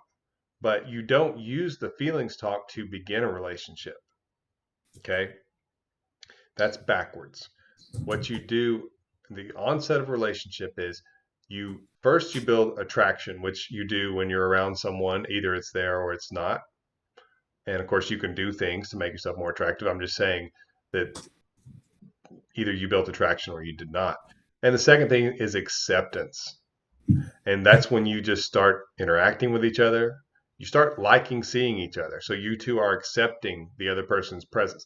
That's when you start getting to the next step, which is where you're going to be developing some intimacy and some connection. And you're going to be having memories and experiences that you two like. And then once you have actually developed mutual feelings, that's when some of those conversations can happen. But usually they happen much, much too early. And actions speak so much louder than words. And every politician we've ever known has taught us that. All right. Yeah. So we've got a few others here. This is from Dane. Said, hi, my girlfriend and I broke up since December. We've been together for 5 years. She messages me once or twice a month during festival with heart emojis, messages my mom sometimes, and I'm confused. Yeah, that's confusing, Dane, and that I'm really sorry to hear that. 5 years. I know that's really painful to just have someone you've been with that long just drop away. Obviously, you want to know if it's positive that she's messaging you once or twice a month. Yeah, it shows that she's probably a fairly emotionally healthy person, that she can't just flick a switch and walk away from you and not interact with you and not check on you. And it also shows she's missing what's called present intimacy, which means she's missing not knowing what your day's like, not being able to tell you what her day is like. And she's kind of pacifying herself a little bit by at least feeling like she's making some sort of contact with you, that you're seeing her message, and that kind of gets her by. So if you're staying away from her, you're doing the right thing, and she's feeling some of the right things. She's not there yet, but it is very interesting that she talks to your mom, messages your mom. And what I really am going to highly, highly suggest you do is you have a conversation with your mom and you say, Mom, don't talk to her about me and don't talk to her about us. Be polite, but if she says some things, that's okay. Don't you say anything, because you may have heard me say in some of my videos, people who love you overestimate their ability to help you. And I have seen friends, sisters, brothers, cousins, parents, uncles, aunts go to the ex and try to talk to them and talk them into getting back together with you. And trust me, that is the last thing you want to happen, because it just makes your attraction go down. They assume you put them up to it. A lot of times this person thinks that your ex needs to know how miserable you are, which is, again, not something that's going to help you. So I think you need to have a conversation with mom and just say, hey, it's great she's messaging you, but please don't talk about me. Don't talk about us. And if she does, listen, that's fine. And tell me what she says. But as far as I'm concerned and you're concerned, I don't talk about her, and you're not going to talk about me to her. Just if she asks how I'm doing, he's doing good. Don't say awesome or great, just good. And that's what, right now, that's what you need to do. Don't reach out to her. Let her keep doing this. Let her initiate the text. And as you probably heard me say, even though it hasn't been very long, face to face, if it's possible, if there's a way you can arrange it in the conversation, give little clues, little hints, kind of push toward that. That's where you're really going to make up the most ground, because you can be your most attractive when you have all three components: mind, body, and soul, or emotion. Ken? Yeah, I can't really add much to that. I do agree. I think it's a good sign that they're reaching out to the family members or friends or anything like that. It hints that they're remembering you. They're remembering what it was like to be with you and the relationships and everything that comes along with it. And they're missing you, but not to the point that they're taking it back. Sometimes it's also a feeler. So just like Lee said, don't let the friends and family accidentally sabotage you because they're stuck on that romantic happy ending that they've seen in so many movies. It doesn't work, but it is a good sign. It's just when you see the door starting to creak open, sometimes people get really excited and they try to kick the door the rest of the way in. Just trust that it's working and let it just slowly continue to open by reinforcing that you have the strength to stay away.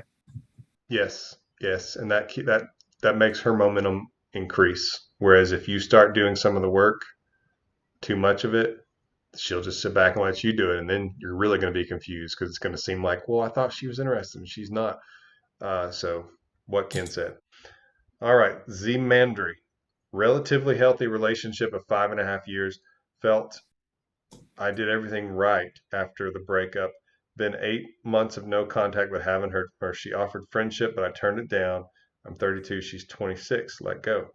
5.5 years. Sorry to hear that. Very sorry to hear that.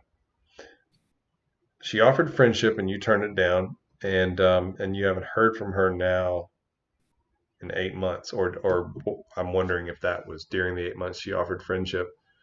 So, this is where you get into the part where if we're just going by the odds, your odds have gone down if it's been 8 months of no contact. And they start to go down a little bit somewhere around like the 4-month mark. They start to kind of begin to trickle down a little bit, just because as human beings, we're created to be able to move on at some point in some way. It doesn't mean fully even. It just means we've got to function. We've got to be able to live life, and that with enough time, we get used to new things. So if you wanted to reach out casually to her, this is where some people insist that no contact is forever and ever and ever. And I'm always wondering where that's written, because if you wanted to reach out, because obviously we're at a point where it's 8 months and you're still wanting to be with her. So for your own closure, even if you just wanted to reach out, will that give her some satisfaction? It might. Will it make her realize you still want to get back together with her? It might, but it kind of depends on how you approach it, because you can approach it as, hey, think about this. You were together for 5.5 years.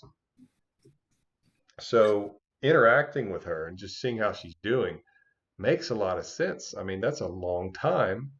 And you have, unless you two hated each other, then it's not something that's going to be seen as just bizarre for you to just kind of see how she's doing, just kind of catch up with her a little bit and see how that goes.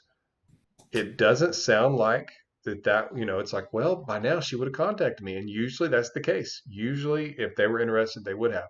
But I have seen it enough. And here's the thing. I used to be kind of really hardcore on the no contact is forever. But then I just started noticing that, some people just kind of decided, okay, it's been 8 months and I'm tired of this. I'm going to reach out. And if they don't want to be with me, if they don't respond positively, I'm just going to move on because I'm tired of this. I feel like I'm waiting and holding out. I don't want to feel that way. And they've done it. And these two people have gotten back together. And it's happened a lot. I'm not saying it's just two people. Does it happen as much as if it was someone responding on the 45-day to 2.5-month mark? It's not. It doesn't happen as much, but it does happen some. Sometimes it's just you're able to interact with them from a point of the smoke has kind of settled. They don't see you as, oh no, they're contacting me because you've stayed away for 8 months. So you kind of showed them that you're not a stalker and you're not making this dramatic and complicated. And so they don't have their defenses up. And a lot of times that's all it takes. And they just kind of realize and they see again, oh yeah, this is why we were together. This was nice. Just this connection, this conversation. And then a little face-to-face happens. And before you know it, you two are talking again and you wake up one day and you're back together. Am I saying that's going to happen with you? Obviously, I can't just say that. I'm just saying at 8 months, I'm telling you the odds are more in your favor for you to go ahead and reach out. But you've got to be able to own this a little bit and say, if it's not what I want, if what I want doesn't happen, this is me finding a way to just kind of say, okay, I did reach out and I know for sure now, and it's tough, but I've got to move on with my life. It's not my favorite answer to give, but I think it's the honest answer. Yeah. Thoughts, or are you letting that one just sit with that? Oh no, yeah, no. I agree with you. And there's no like, a lot of times people want the drop dead date. Like what's the exact day that I can do this or that it'll work. And there is no exact date. I think a lot of it's going to have to do with how did it end. Like somebody called and said, all right, they broke up with me, and I kept reaching out every 2 weeks. I would reach out just to let them know I want to talk, to let them know I'm there, to let them know I still love them, and it kept getting worse. And the guy kept doing it anyway. So finally he said, when he set up the call, he said, the reason I'm setting up the call, I just got a message from her and she said, I've been trying to be nice, but you won't stop contacting me. I don't want you to ever contact me again. This is done. Well, he just wouldn't let it go until he got that message. So he's like, so should I reach out to her in 2 months? I'm like, no. And look, I understand it. I'm not making fun of the affection. I'm not. I'm wired to feel things intensely as well. But depending on how it ended, it can kind of dictate a little bit of how much time you want to give it. Normally, I'd say like anywhere from 4 to 8 months, depending on how it ended. You let that much time pass, then you have a chance to almost be reintroduced. You've proven that you're not reaching out to them out of desperation and out of neediness and an inability to live your life without them, because you just spent enough time showing them that you lived life without them. So you have more credibility. All right, this is from, looks like Buckers. Me and my fiance slept together when she was drinking. 4-year relationship.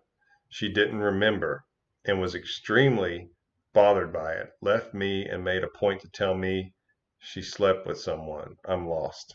Ouch. Okay, so I think I understand this. So she was your fiance, and then apparently you two weren't together.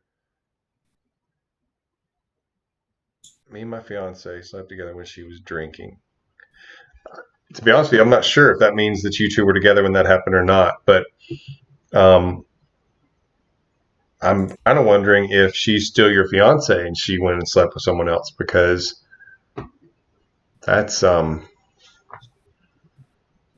I'm not saying that it's always this way, but obviously that's something that at least it could be a deal breaker, but at the very least you two should have a serious conversation about this, because she gets mad at you and then goes to punish you by sleeping with someone else. I mean, you want to talk about character flaw. You want to talk about somebody where, again, if you put yourself in a third party's position and one of your friends comes to you and says, hey, I'm thinking about asking this girl to marry me. Now, she did just sleep with somebody else to make me mad, but I'm thinking about asking her to marry me. You'd probably say, no. Wait a second. Let's talk about this. Let's think this through logically. And so that's me right now. I'm the third person here, and my concern is for you. And I'm just thinking, this sounds really bad. And I'm wondering if you two are still engaged. And she's really got to play ball, and she's really got to eat some humble pie here and show some effort and willingness, and that she understands she did something wrong, and she's very willing to do whatever you need for her to do to show you that she's not going to do this again, that she's going to be a person who's worthy of your love, because she certainly doesn't sound like someone who's acting that way. So this is a big deal, and I really would suggest a coaching call with the man on the screen above me, because this type of situation is kind of his specialty as far as situations that are pretty gnarly like this. So that's what I would suggest there, and it doesn't sound good. This is a problem, and you risk, if you just take her back too easily with no conditions, and she's got an attitude about it. I mean, there's a big problem. And Ken, I'd like to hear your thoughts, if you don't mind, sir. No, I'm curious about more details. Like, had the two of you slept together already? Was it a known thing that, hey, I don't want to sleep with you until the wedding? So that I'm trying to think best case scenario for the other person, since they're not here. Was it like, hey, this is a boundary, I don't want to do this? Were you drinking too? Were the two of you drunk together? Because then it's more like, hey, mutual accountability. So like worst case scenario, if she said, I don't want to have sex until I'm married, and you got her drunk and slept with her, horrible. Anything short of that, it's confusing. This isn't like, I was my best friend got drunk and we had sex and now they're mad. Okay, understandable. My cousin got drunk. You get the idea. Understandable. But if they're willing to like cast you in the role of a villain, and what she's suggesting by the brief summary you have provided, it's easy to assume that she's casting you in the role of a villain, somebody that would actually commit, in a way, like implying sexual assault. That's a massively big deal. Anybody that would cast you in that light or anything similar to that light, I would run away from. I would put as much distance there as I can. That's a very dangerous sign. That's not something you want to try to convince somebody to forgive you for. If you sexually assaulted somebody, go turn yourself in. That's a low down piece of crap move. But if it's just like, if you guys have had sex together, you're engaged, you have a love life, you have a sex life, you both go out drinking, and then you have sex, and she's like, that really bothered me, I'm going to go sleep with somebody else. That's insane, unreasonable behavior. So best case scenario, she's a manipulator. Worst case scenario, she's a manipulator that's dangerous and is willing to cast you in the role of a villain and leave you confused, demoralized, your reputation and your heart just kind of ripped apart. I couldn't recommend running away fast enough unless you actually did something that makes sense. There's so many details missing from the story. It's kind of hard to tell. So I'm not trying to come across as too severe one way or the other. But if this just completely caught you off guard and it's as cut and dried as it sounds from that brief summary, I would run away as far as I can, because that's a dangerous relationship to stay a part of. Well said. What if he broke no contact twice, telling me personal stuff about him, but since then he ghosted me? It's been a month. Broke up last December. Broke up last December, which would be like 4 months ago, something like that. Okay, so he broke no contact twice, telling you personal stuff about him. And so that's where, when they reach out to you, I've talked about this before, but usually they are wanting to test the water a little bit, and they're kind of missing you, and they're wanting to make that feel a little bit better. So interacting with you a little bit's good, and it feels familiar. And especially if you're a good listener and they've got some issues they want to talk to you about, then they're going to reach out about that. But your response is very key, and I wish I knew what that was. I wish I knew what was said.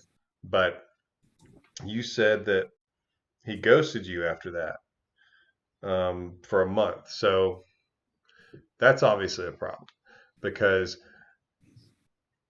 if he's reaching out to you and he reaches out to you twice and then he disappears, then that means he's kind of gotten his fill, at least in the moment. Now, it doesn't always mean that, but it does in this situation with what you're describing, because you said, real personal stuff. And so I'm guessing these were pretty intense conversations.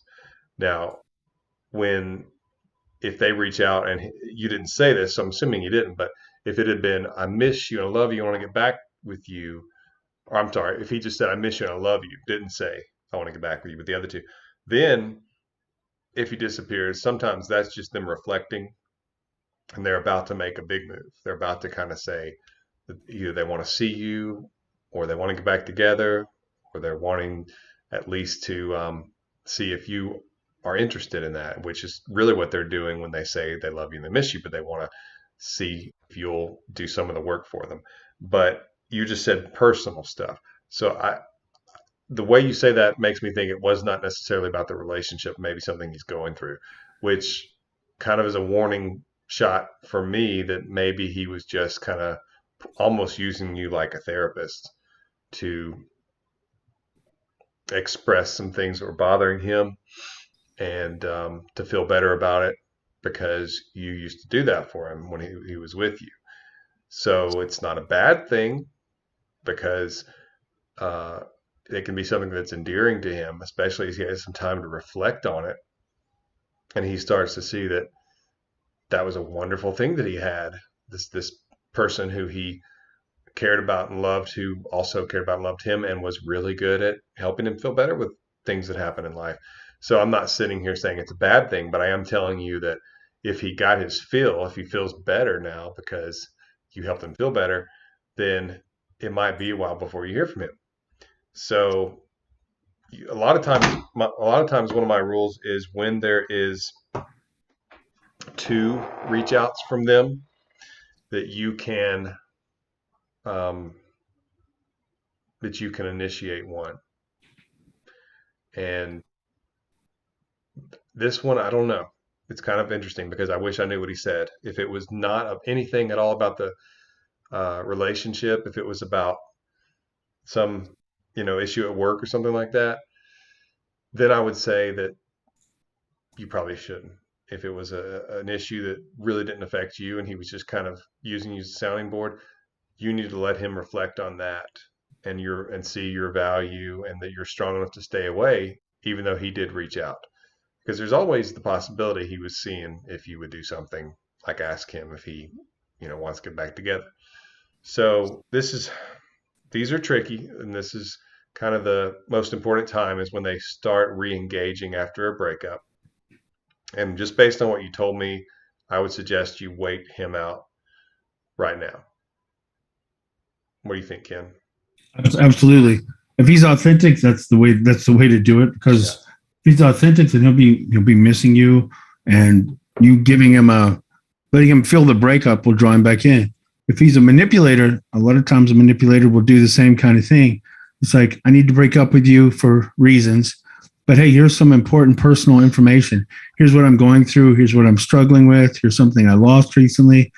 And that kind of reinforces that emotional bond on your end, but they don't really close the distance. So it's kind of their way of keeping you in the loading bay or keeping you within orbit, but they don't really want to pull you all the way back in. So either way, what Lee's saying is the way to go. I did find a CM who said his super chat, he said he sent the screenshot of it, but I found his question. Okay. It says he broke up with me, and I don't know, it says CM, so that could be a man or woman, I don't know. But it says he broke up with me in Christmas, had reached out a few times only to say hi, always likes my social media, saw him back on a dating app now, still have lots of feelings for him. Should I ask to meet up? No, not yet. If you reached out twice, I'd like to know what was said and kind of how that went. But if you were the only one who initiated and he hasn't yet, then that's not something I would suggest you do right now. Especially, I mean, he's on a dating site. Right now, he's really focused elsewhere, which means that he's not where he would be right for that. When you want to ask for the face to face is when they're showing some movement towards you, or when you think you have nothing to lose. Yeah. Now, if you're asking, sorry, I mean, a subtle adjustment. He said that that person had reached out a few times since the breakup, but only to say hi. Just said hi, huh? Yeah. So I guess that means there was no conversation, because obviously that would be helpful to know. But if he truly only just said hi, and you said hi back, that's really still not enough for me to recommend that you reach out, especially if he's on a dating app, because his focus, his direction is elsewhere right now. And so you're basically, you have the least amount of leverage than that you could have right now. And you really need to wait and see if you hear from him again, because how long did she say it had been? You see, Christmas. Okay. And you are getting to that point where if you wanted closure, that's something you could consider. But as far as if you're saying, hey, would it help me to get him back to reach out?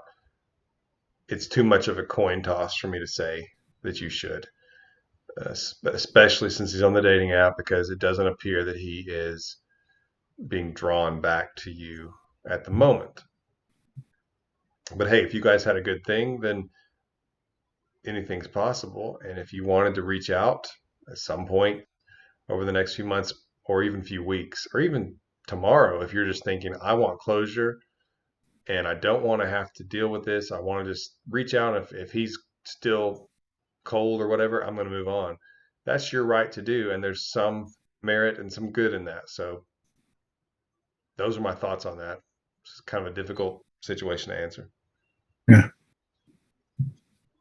Yeah, I'm with you. And I'm curious if he reached out a few times to say hi, if the other person, if CM tried to follow it up, or if they did, how that went. But yeah. All right. Tony says, my girlfriend of 7 years ended it in November, went into no contact. I assume that means you did, Tony. She texted Christmas and New Year's. Her birthday was February 1st. I didn't text her. Good. She texted me again 2 weeks ago. We talked 3 days. I finished our conversation. When will I hear from her again? So you talked two. She texted 2 weeks ago, and you talked for 3 days. Okay. Um, you know, I don't have enough information to be able to really tell you when I think you'll hear from her. I do think that you will, just because when you interacted, you said you talked for 3 days, and um, the frequency and the connection being, there were several days in a row, usually means there's something unfinished. Now, there's a lot of uncertainty on her part. Did you say how long? 7 years. Okay. Yeah, really, really good odds you're going to hear from her. And if it's been 2 weeks ago, you're probably on the cusp of this, of hearing from her. I would guess 2 or 3 days. Um, that's my guess, but people are not math problems. But that's my guess, is that could be in the next 2 or 3 days that you're going to hear from her. And I'm wanting to know what she's saying, because you just kind of said that she texted me and we talked for 3 days.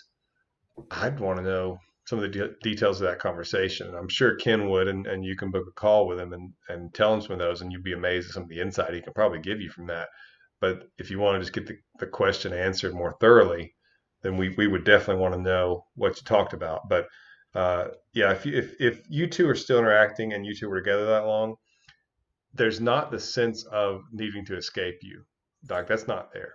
So usually that means that there's going to be some interaction, and the key is going to be, like I mentioned before, and you're in a really good position to do this.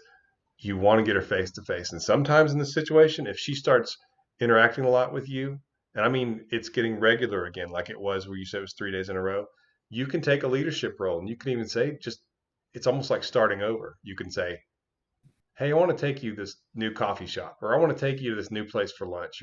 They've got the best burgers, or whatever it is.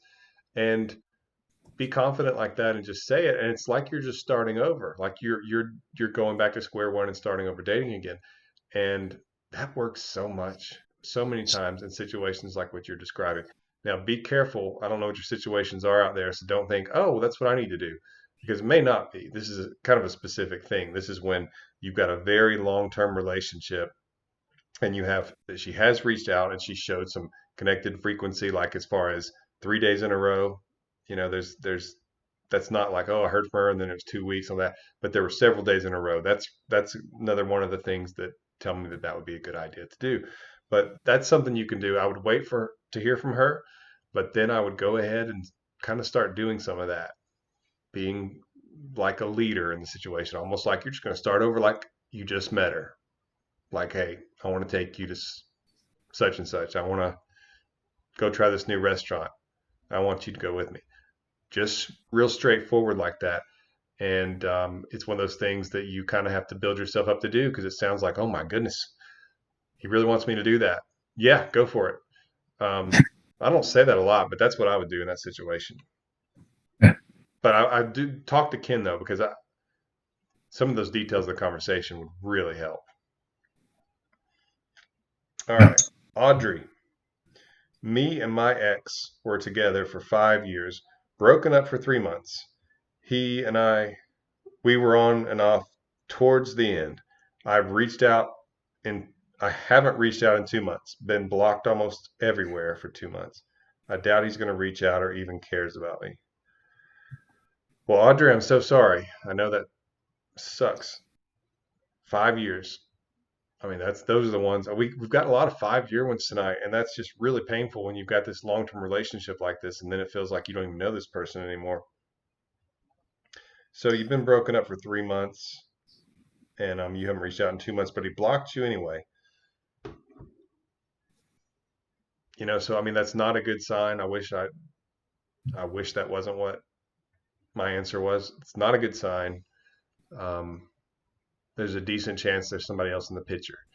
However, the one thing you have on your side is that after a long-term relationship, there's a really good chance that he can find himself in a rebound, just because of the fact that when you're getting out of something that was that connected and that intimate and that long term, these shallow things, these new relationships, they can be much more fun than they are stable. And he can even want to rush things because he wants to have what he had with you, the positives, and he doesn't want to. He's not patient because it's been 5 years, and he had those things, for years, and now it's new. And so sometimes people can really mess stuff up like that because they rush it. But if the two people go along with it and they're just acting like people who've been together for much longer and doing things that people who've only been together for a little while would do, then a lot of times that can just be a rebound and not work out. Now, I'm not saying it's definitely one. I'm just saying that if there was no anger, which it doesn't sound like there was, and he still blocked you, usually, they're hiding. There's not wanting to deal with it, or they have somebody in their life who they don't want you to interact with or see or have to explain you to them or them to you. Ken, what do you think? Yeah, I agree with what you said. And a lot of times, if they're trying to block things too quickly after a relationship, like you said, it hints strongly that they're involved with somebody else. But if they're jumping from one relationship to another, the good thing is a lot of times the fantasy doesn't live up to the reality. Usually it doesn't. So give it a chance to play itself out without you being in pursuit. There's a good chance when it doesn't live up to how they imagined it, especially after that newness and that limerence wears off. There's a good chance they're going to come back. All right. Nicola, pregnant. He did a 360 last week. I'm doing no contact. He reached out 2 times, asked how I am, and I want him to come down for the weekend. I'm confused and sad. Oh no, he asked how I am and if I want him to come down for the weekend. So you're pregnant and he did a 360. I assume that means he went from wanting to be with you to not wanting to be with you. All right, so I'm sorry you're confused and sad.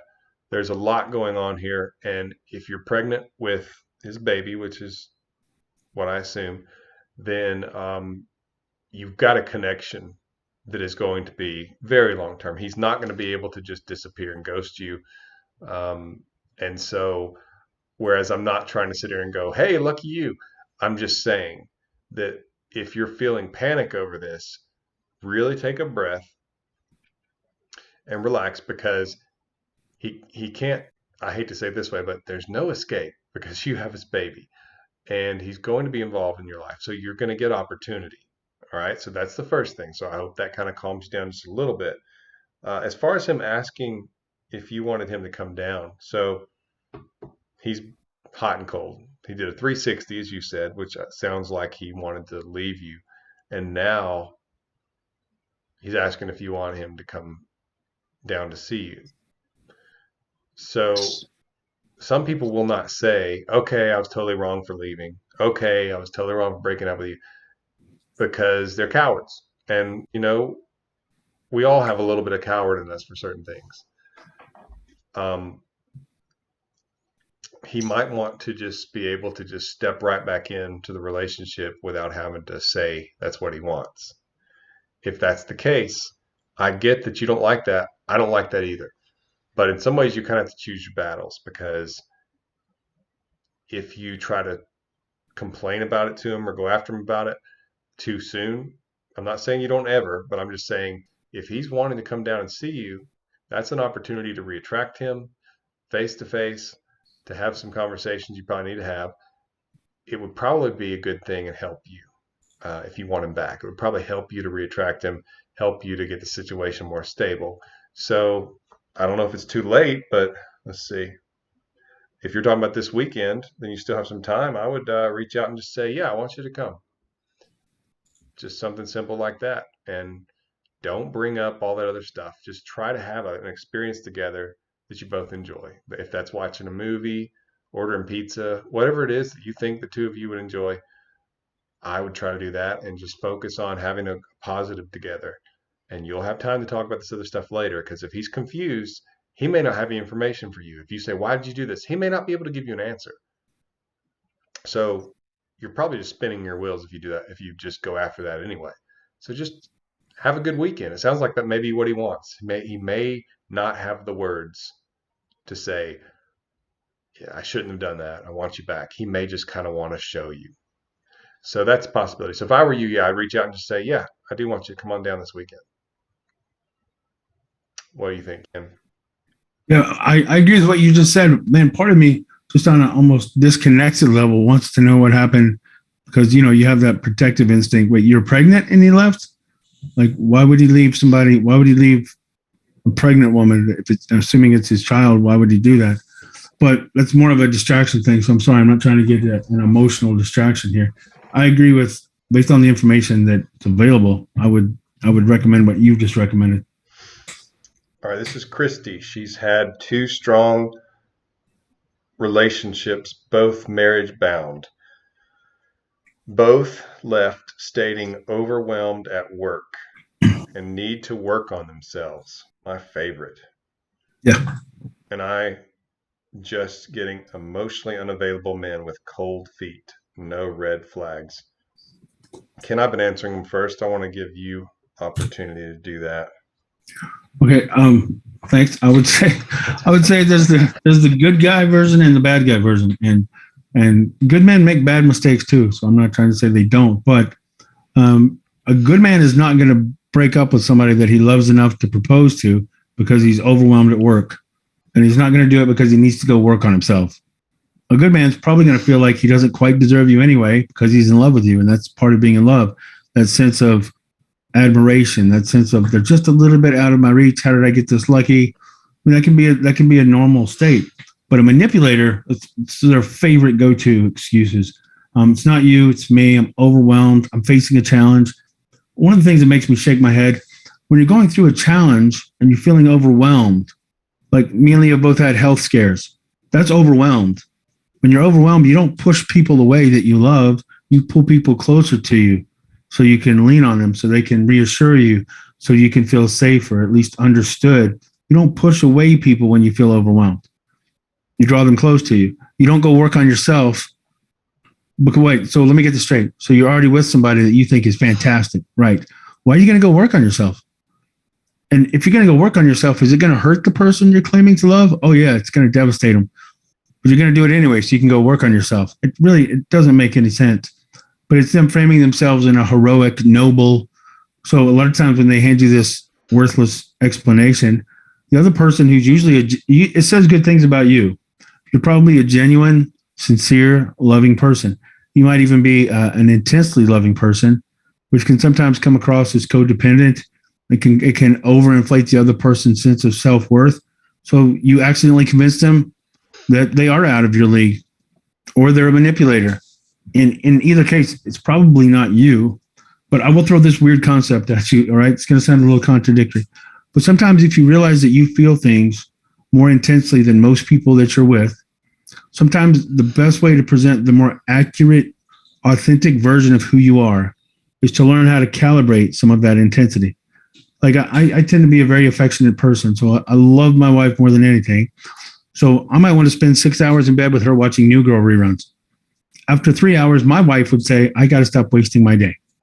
Well, my old self would have been like, wasting your day? What do you mean wasting your day? Come on, give me 3 more hours. So I'm authentically sharing my heart. But sometimes when you're authentically sharing your heart, you can accidentally paint a picture of you that is emotionally needy and clingy and unable to kind of stand on your own or have your own purpose. And it feels authentic. But what works better is just saying, okay, I'm not really emotionally needy or clingy or desperate.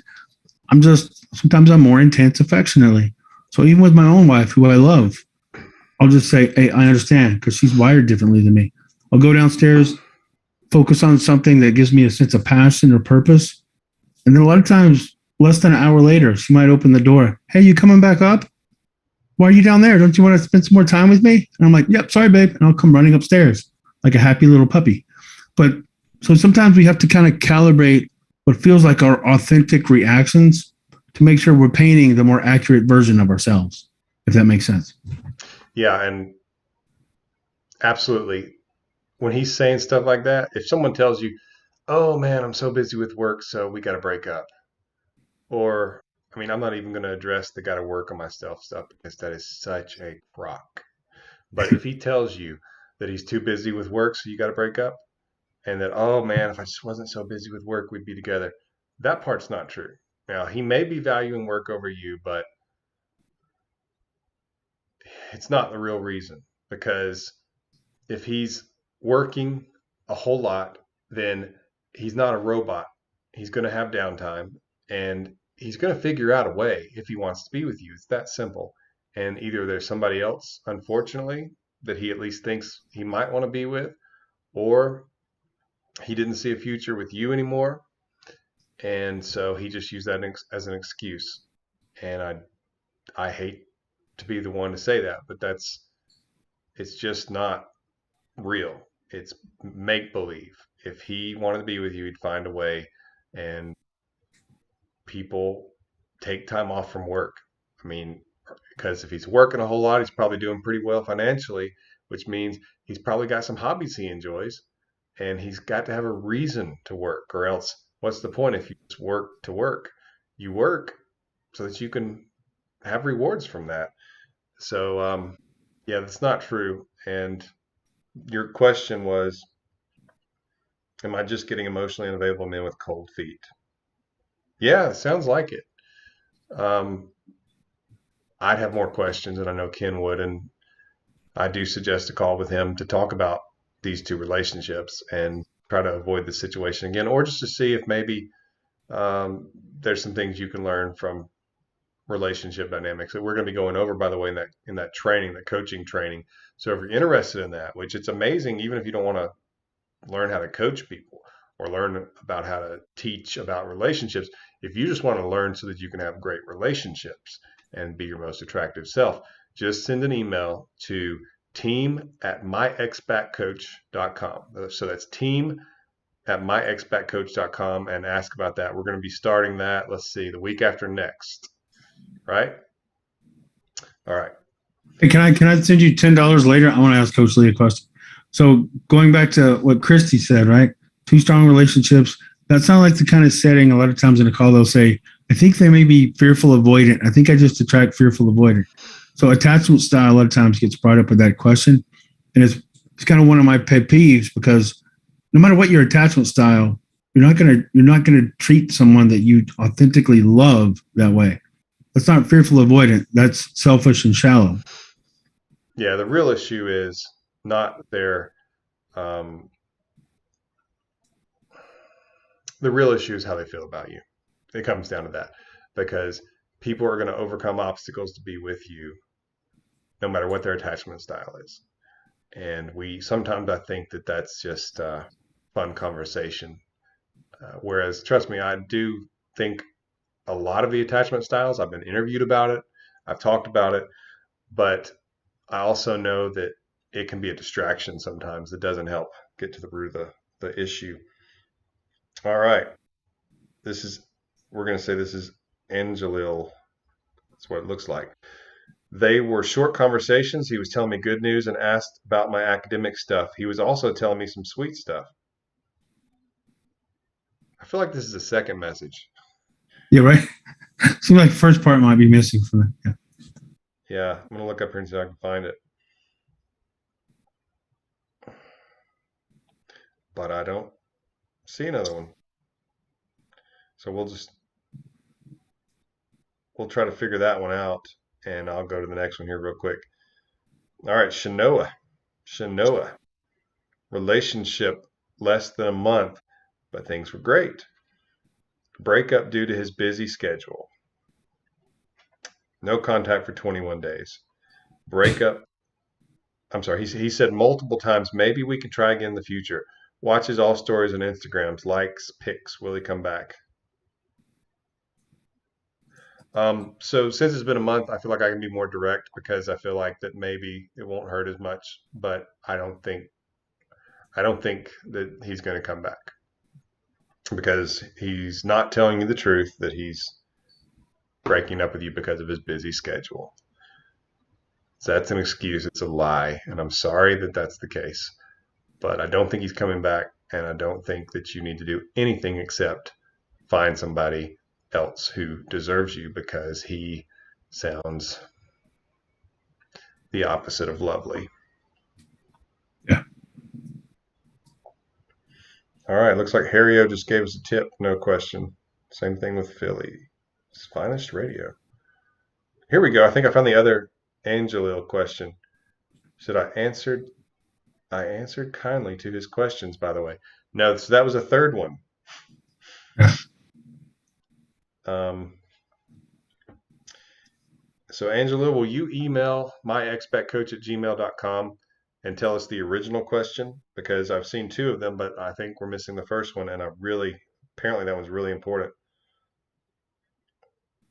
Oh, I'm sorry. I think is it Angelo Dimple? This is the one Yeah. that broke no contact twice, telling me personal stuff about him, but then ghosted me. It's been a month. Oh, okay. I don't remember that name. All right, so he ghosted you, reached out with personal stuff, and they were short conversations. Okay, so he was telling me good news and asked about my academic stuff. He was also telling me some sweet stuff. And then she says, I answered kindly his questions, by the way. Okay, some sweet stuff, huh? Okay. So, how long was it, did she say? Do you remember since he reached out? I don't see it. I think it was like a month. It's been a month since. Yeah. Yeah. Okay. Um, Yeah, that doesn't change what I was thinking before. As far as I don't think that you need to be the one to reach out to him right now. Yes. So I would wait him out, and the next time you two talk, I'd kind of like to know what the sweet stuff was without, you giving away too much of the private details. But if it was, something about missing you or remembering things you two did together, that's a terrific sign. And in this case, I suggest you wait until he is until everything's come to a head and he's got to do something to get you back because it sounds like he's close, but something got him to the ledge and then he backed away. And probably sometimes these conversations, even if you do all the right things, he just feels like that he kind of did something to alleviate what he was feeling, and he feels pretty good about his standing with you, and so there's just not pressure. And so that's why it's important to be casual. And my guess is when he was telling you the sweet stuff that it felt good and you might have said some sweet stuff. And that's okay. That happens. But that can slow things down a little bit. If you don't capitalize on it right away with a face to face or something like that, then they can start to kind of, you know, do this and this, and there can be a delay. So I would wait to the next time he reaches out to you. Now, was there somebody he was about him moving to another state? Do you remember that? Was that somebody else? I don't remember that. I didn't see it in the message. But Okay. I do. I think sometimes it's like they reach out just long enough to get that anxiety back down. They're like, okay, I feel better now. Thanks.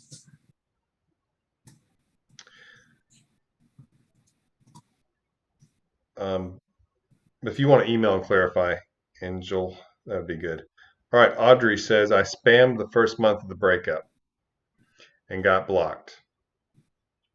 I did a call with you. I wonder if she's talking to you since I don't do very many. He was crying, said he loved me right before ghosting me at the end.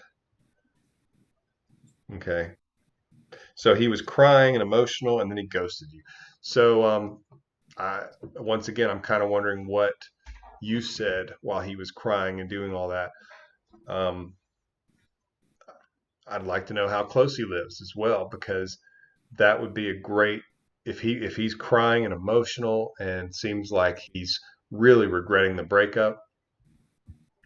That's actually another situation, another or at least a point in time when you can say something like, you know, let's have this conversation in person. Let's just meet at and then name the restaurant or name the coffee shop. But that's only if he lives close by. And you can actually accomplish quite a bit, especially if he was that emotional about the situation and seemed like he was really regretting what he did. But then you said he ghosted you. I mean, I wish I knew how long it's been since you've heard from him. But you're in that situation where you can't do anything. You cannot reach out to him, and that's going to be the strongest thing that you can do.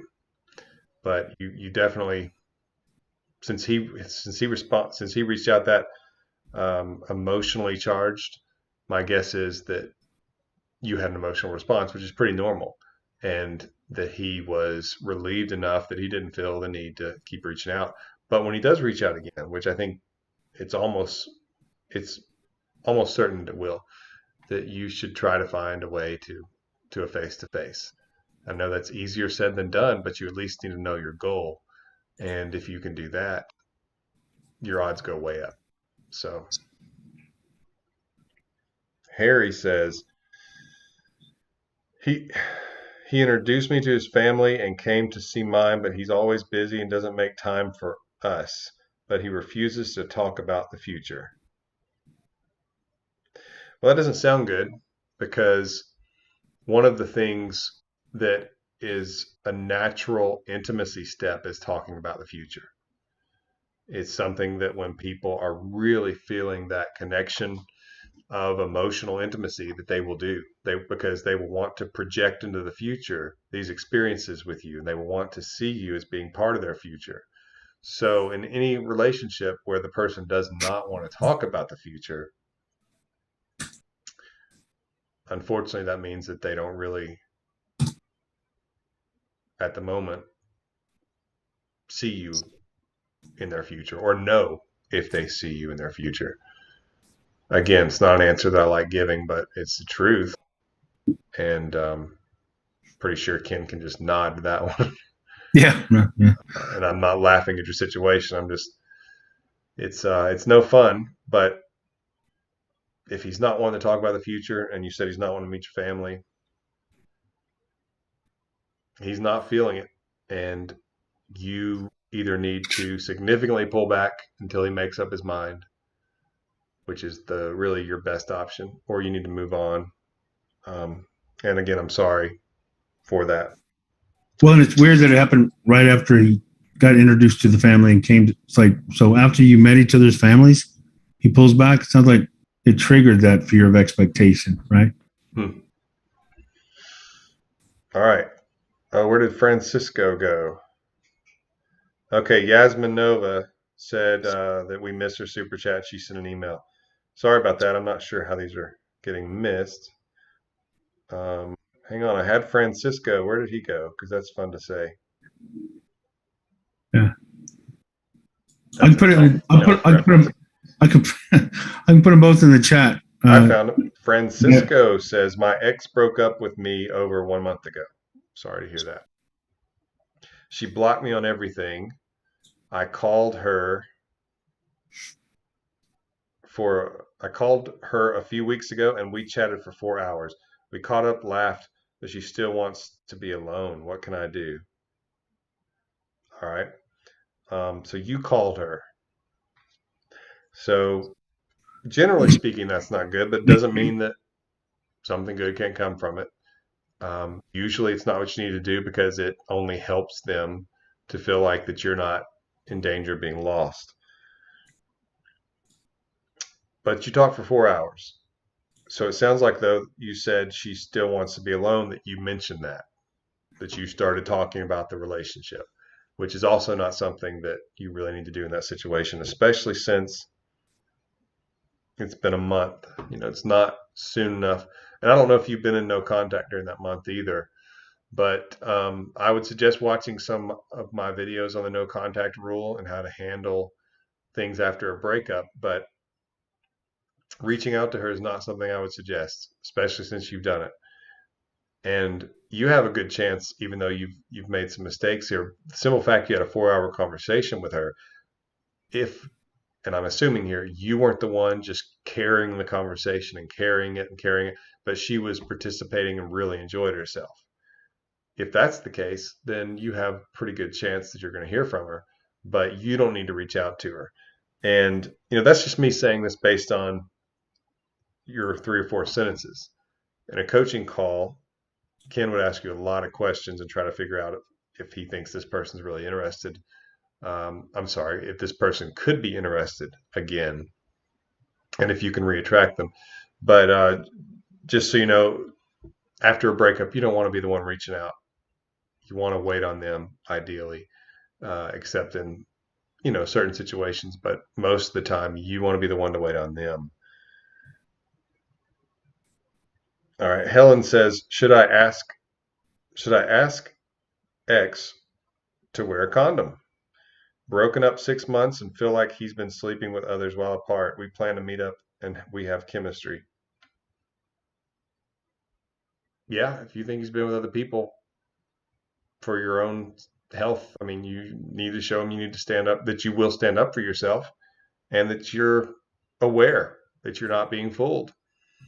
And if he has a complaint about that, well, if he was your boyfriend, it might be different, right? So, don't make it a big negative, but just say, this is what I'd like to happen if this is going to happen. And it's really that simple. But if you think he's been with other people, then there's some risk to you there. And it makes all the sense in the world for you to look out for yourself.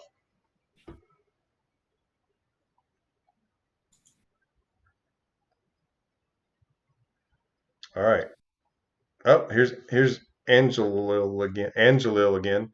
What if he broke no contact twice, telling me personal stuff about him, but since then he ghosted me? It's been a month. Okay, I guess she's kind of explaining, because we kind of answered that a little bit, but so Yeah, I think that's a reposting. Actually, that sounds exactly like what she wrote last time. okay. There's one from Yasmin Nova about the 6 weeks. Okay. Can you I mean, read that? Yeah, sorry. After 6 weeks, no contact, I reached out and we got back together. He suggested we get back together, but we broke up again. He now feels the power, as he said, I will never find someone better than him, which is a weird thing to tell somebody if you're breaking up with them. But anyway, sorry. We broke up again. He now feels the power, as he said, I'll never find someone better than him. I'm on my second no contact. What do? I want him. Please, sir. Well, you got to admit that's another level of cocky, right? Not only am I breaking up with you, but as I'm breaking up with you, by the way, you'll never find someone better than me. That's like, but it's a strong indication that no contact, no surprise here is definitely the way to go, and stick to it. It's like you have to kind of take somebody telling you something like that as a challenge. It's like them telling you, I don't think you think you can find somebody better than me. So show them the strength that you can live without them. Because somebody that would say something like that to somebody while they're breaking up with them has to have an overinflated ego. Well, if they have an overinflated ego and you demonstrate behavior that shows that you can live fine without them and you're not in pursuit, guess what that does to that ego? It lands a little bit of a dent in it. And when somebody has a dent to their ego, they want to repair it. So as much as it might seem like, well, if I don't let them know that I'm interested, they're gonna just go on and find somebody else. It tends to draw them back, because who are you to not want them? And it bothers them. They want to know why you wouldn't want them, because they think you should. They think they're awesome. So I would definitely do no contact and take it personally. I'm not saying turn it to a angry bomb, right?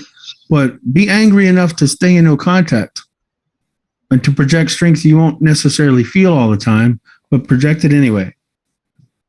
And just to add one more thing, that's not a mentally and emotionally healthy thing to say. You can't do better than me or whatever. That's possibly a win for you if this man is out of your life. Yeah. Maybe not what you want to hear, but yeah. It's an overused word, narcissistic, but that falls in line with it. All right, so this is Dane again. I asked her whether she felt any feelings. She said has feelings, talk, or even meet me, but not for a relationship. 80% of the breakup was my fault because I was too codependent and needy. But she told me about it before, but I didn't listen. Okay. I mean, all you can do right now is leave her alone completely, because your attraction is just too low for you to have any leverage to do anything else. And so you have to show her strength that you can stay away from her, because if you were needy in the relationship, she probably thinks there's no way you're going to be able to stay away from her. And so you've got to show her that you can, that you're strong enough to stay away. And the only way you can really do that is to simply give her this breakup without fighting it and show her that you can stay away so that she can hopefully decide that you're worth getting back together with. That her thinking, oh man, I could lose him because he showed me he's strong enough to stay away. So that means I could lose him. And that's really your best and only bet. Um, and you need to decide too if you really do want to give it a go to try to get back together with her, because it sounds like she was kind of maybe a little harsh. I mean, I'm reading between the lines a little bit, but I don't know if she called you codependent and needy and all that. I mean, is that the most attractive thing that you can do? No, it's not. But it just doesn't sound like she was as into it as you based on your very words. And that's difficult to overcome. But no contact is going to be your best bet on that one. And I believe Yasmin was saying about that, asking about the email address where she could kind of explain, because I think she might have sent several that we might have missed earlier. So the email address is myexbackcoach@gmail, myexbackcoach@gmail.com. I'll put it in the chat again. Okay. And so, yeah, basically if you, oh, here's one. I think these are just tips. Here's one. Oh, here's Yasmin again. You are right. He does have an inflated ego. Maybe because I reached out to him twice before. I will take him on his challenge, but do you think he will contact me? He blocked me, by the way. So this is the guy who said, you're never going to do better than me or something like that? Why? And he Yeah. was the one who broke up with you? Yeah. Wow. I mean, you're better. You are so much better off if this guy's away from you. But if you leave him alone, he's probably going to contact you because he's going to feel like maybe he didn't explain himself and make himself clear. Maybe you forgot how awesome he is. Yeah, it's going to be only because his ego was hit. And so I would really encourage you to be cautious when he reaches out, because I don't think this is good for you, but I'm also not your boss. And if you really want to get back together with him, I'm just going to tell you he's going to have to respect you more. And by respect, I just simply mean value you more, because he doesn't. And he's going to treat you poorly, and he's going to feel like it's nothing to leave you, and it's not going to hurt him to lose you. And that's just a terrible combination that hardly ever has a future. So some things would have to change big time. And a lot of it's going to be just simple character flaw, and maybe even some of the stuff Ken deals with. Somebody who'd make a statement like that probably has got some stuff that he needs to go see a psychologist about. But I don't know if he's honest enough. See, that's just it. Going to a counselor, going to a psychologist, you have to be honest to really get benefit out of this. People who lie, they're not gonna get better. They're not gonna become better people. They're not gonna become healthier emotionally. And so I Yeah. just don't think it's a good situation for you. But I do think you'll hear from him again if you leave him alone, because he is not going to find that acceptable. Yeah.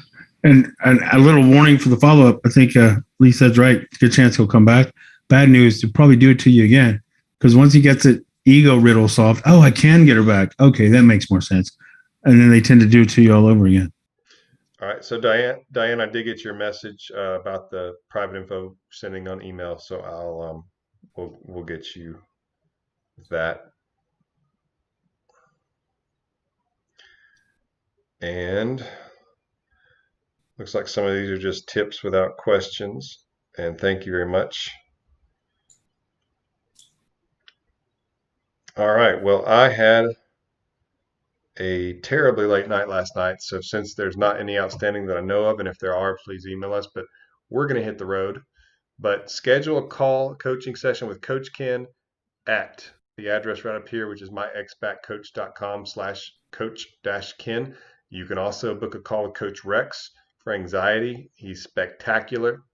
He was actually my breakup coach when I was a teenager, and I had a terrible breakup. It was one of my first ones. I was 16, and he was there for me in powerful ways and taught me some of my first lessons on breakups. So that's Coach Rex, and he was able to help me because my anxiety was through the roof. I don't want to talk about it because it's embarrassing.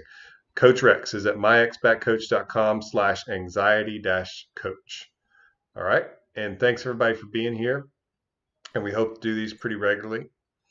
But appreciate you being here. Ken, enjoyed it Thanks. as always. Always a pleasure, sir. All right.